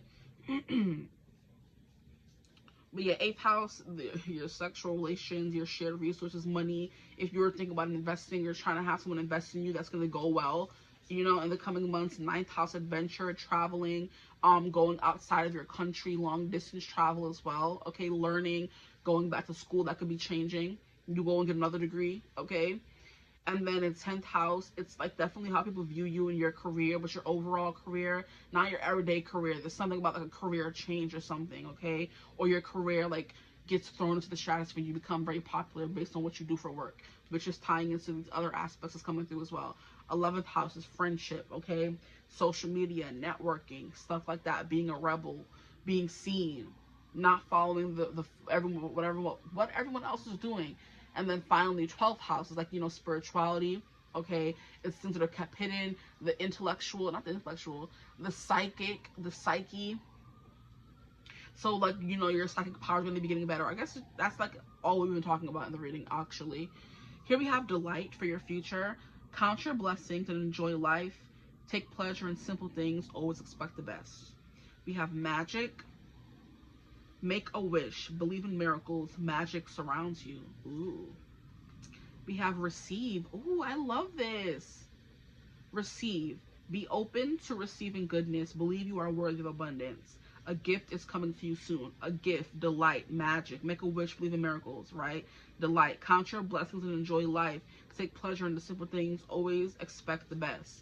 Here we have nature. Ground yourself. Find a sanctuary in nature. Connect with the elementals, okay? You need to connect with the elements, okay? And I love how we were talking about Marvel, and that's a movie, The Elementals, okay? That movie could be important as well. Maybe you should go watch it, get another message. We have possibility. There's a possibility. And this also came through group 1, so some of you feel called group 1 still. Now we have raise your standards, elevate your expectations, and you have unlimited potential, period. And the last card we have is polarity. Integrate your shadow side. There can be no light without dark. Understand the law of polarity. So maybe that's something you're going to be doing more in your future self, realizing that the darkness is your friend. It's there to help you, to provide nuance. No one can be all light all the time. No one can be all dark all the time, okay? You're going to be receiving a lot in general as well with this receive card coming through. A lot of happiness. This is giving me a baby horse, so babies and kids, stuff like that. But yeah, you're going to be becoming one with your dark side. And that's like going through the transformation. We have this dark shadow going on here. Now let's get some tarot cards and finish out this reading. Who are you becoming? Someone who believes that they're capable of anything, honestly. Someone who delights in doing whatever they want and having fun is what I'm hearing. Who receives things and doesn't second guess their worth. You know what I mean? You're outside in nature. You could live in nature, live on a farm, reservation, a big plot of land, or that's that moving energy. You move somewhere where there's a lot of nature around you. That's something you need in your future. And then you start believing in magic again. Maybe connected with your fairy guides and ancestors. You know what I mean? Your future you. Who are you becoming, please? My group 3s. Who are they becoming? We have 4 of Acorns, comfort, community. This is 4 of Wands. So marriage coming through once again. But a lot of celebration and community celebration as well. Security, stability, groundedness. What are they becoming? Why are you being such a heifer? We have Page of Crystals, ideas, and discipline. Yeah, anyone can get ideas. It's to having the discipline to believe it, conceive it, and achieve it. I'm going to keep saying it. I don't care. It's funny. Okay. If you upset, you can leave. Let me stop. Stay. Oh my. Who are they becoming? The world. Wow. Accomplishing something. Exactly. Broadening your horizons once again. Realizing that the world is your oyster. You can do whatever you put your mind to. That's something. You're taking on the world. Fulfillment, celebration once again. Because 4 of Wands, celebration as well. So you are going to be having a wedding for some of you. You're going to be getting married in the future. However far you made this person, you're going to be you in the future. It's love, celebration. And I love how it's coming out over where the 5th house is, which is right here under the receive card. So being able to receive love could be a big thing for you in the future as well. And not run away from it. Have fun with it. Be able to not take romantic connections too seriously. Not serious at all. You're not going to be taking it too serious. You're going to be having fun with your person.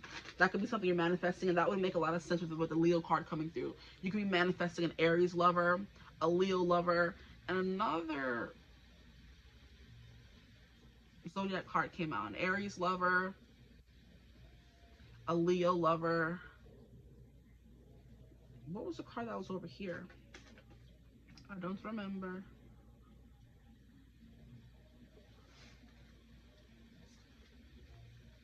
Moon, Cancer lover.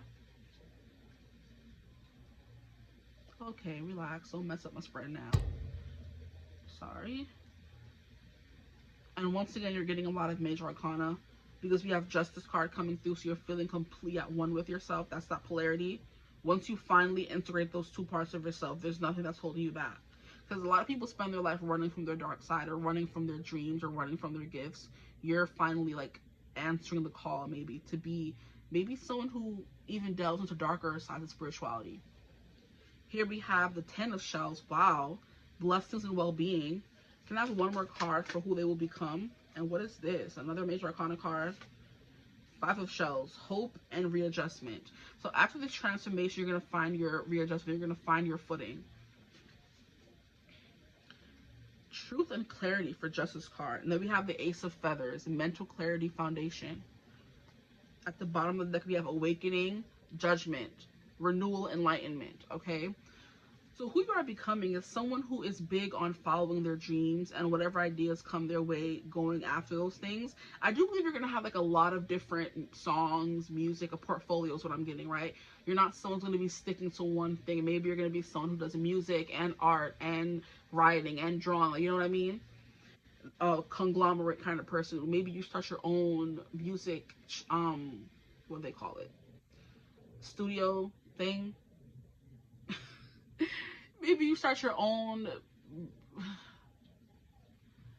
it's not a brand, I don't freaking know, your record label. Yes, thank you. You start your own record label, you start your own music place thing, whatever. You open up your own art studio to help future generations. That's how you inspire them, right? There was something here about inspiring and teaching others. That's how you teach people. You open up your own organization to help people, right? 10 of Shells, blessings, well-being. Look at this. She's like surrounded by, completely at peace and happy. I want to say surrounded by kids. That is also 10 of Cups energy. Someone who's dancing into a rainbow with their lover and kids. So you will be having kids for those of you who want kids and you want a lover and you want to be married, okay? 5th house energy. The 5 of Shells, hope and readjustment. There could be like a point you reach where you don't think your dreams are going to be coming true, and that's that dark side of you telling you you don't deserve this, you're not going to have that. And once you integrate into that side of yourself, you know, embrace the darkness and embrace those doubts and tell them to shut up, then you're going to finally be able to get what you want. Okay, is what I'm hearing. I hope the phone is still recording, so I know it was kind of, let me just check. I know it was getting to the point where it was about to die. Yeah, low battery, 20%. I can work 20%. Okay, I can work with that. But yeah, that's what's coming through for you guys. A 10 of Shells is also like a lot of ideas, a lot of passions, a lot of kids, maybe. A lot of your toes, or dipping your toes in a bunch of different things. This is also the vibe that I'm getting from you guys. And I love how this bird has like I know it's supposed to be like a balanced scale in their mouth, but it's definitely giving like how people carry like roses in their mouth, you know what I mean, and try to come in and schmooze you. It's okay. So you're gonna have a lot of people recognizing your talents and gifts for sure with the world. A lot of attention on you with the world, and that's the perception. Some people may not like what they see and try to perceive you in a specific kind of way, but with the numinous all the way at the bottom in this section right here, the numinous coming through, you're gonna be a forever mystery. You know, it's giving a thespian. How they're always playing all these different characters, and we as people, fans, are always wondering, I wonder which character is most like them. They never tell you. There's an air of mystery about people who are in like artistic things, people who are in the music industry. You never really fully know them.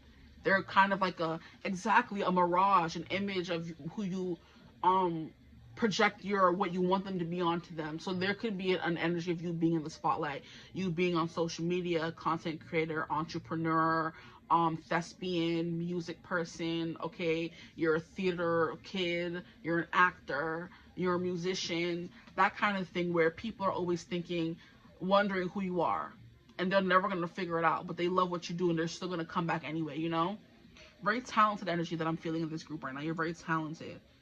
And I do believe you're going to be compensated for that, but you're also going to be rewarded for that. We got 8 cards over here. We can keep going. Hold on now. I should have looked at how much time we had up there when I was up there. We have the 6 of shells, sentiment and joy. So soulmate connections, you know what I mean? Bring your friends along with you is what I'm hearing. Nostalgia, thinking about who you used to be and who you are now. A lot of reflection is going to be happening. Like, oh my God, I used to do this and I used to do that. Da, da, da, da. And I think that's how you help people become better. By reflecting on what you went through and trying to help others become better, okay? Can I get one more card, please, Spirit, for who they're going to become? A very well-rounded individual.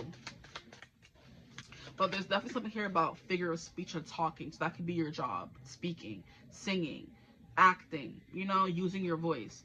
And here we have the Ace of Feathers, which actually came out, mental clarity and foundation. Ooh, foundation. That's sexy. Let me stop. It is, though. Being grounded and having a foundation. A foundation is also a place where it's a foundation. Like, you build a foundation for kids who need help. After school foundation, you know, that kind of thing is coming through as well. So you are building something to help or give back to your community, right? And I think that came through. No, did it? I feel like it did. No. But anyway, we have this nature. Ground yourself, find a sanctuary in nature, connect with the elementals, foundation. You're going to finally find that foundation or build that foundation. No ads, please. Now, people outside playing music and stuff. It's still cold outside. It's not even summer yet. Y'all starting up y'all BS. But that's you. You're going to be feeling like in summer. It's hot outside. Everybody's having fun. There's all this daylight. And that's the beach energy coming. So summer could be when all these things are happening. You know, because right now I'm filming this in, like, we're at the middle of April. And summer is like June, July, August. Part of September vibes. So in a few months, you're going to be experiencing all this good stuff, or you're going to be well on your way to experiencing it.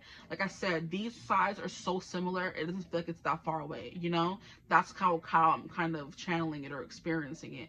Like, these are almost the same, you know, who you were then and who you are now kind of energy, but it's very different. Okay? So I'm going to leave your reading right here. I hope it resonated. If it did, feel free to like, comment, and look at the bottom of the deck. We have 9 of Feathers, perspective, self-empowerment. You're going to be looking back like, wow, this was just me a few months ago or a year ago. Life's changed so much, okay? But keep going after your dreams, group 3, please. Don't stop.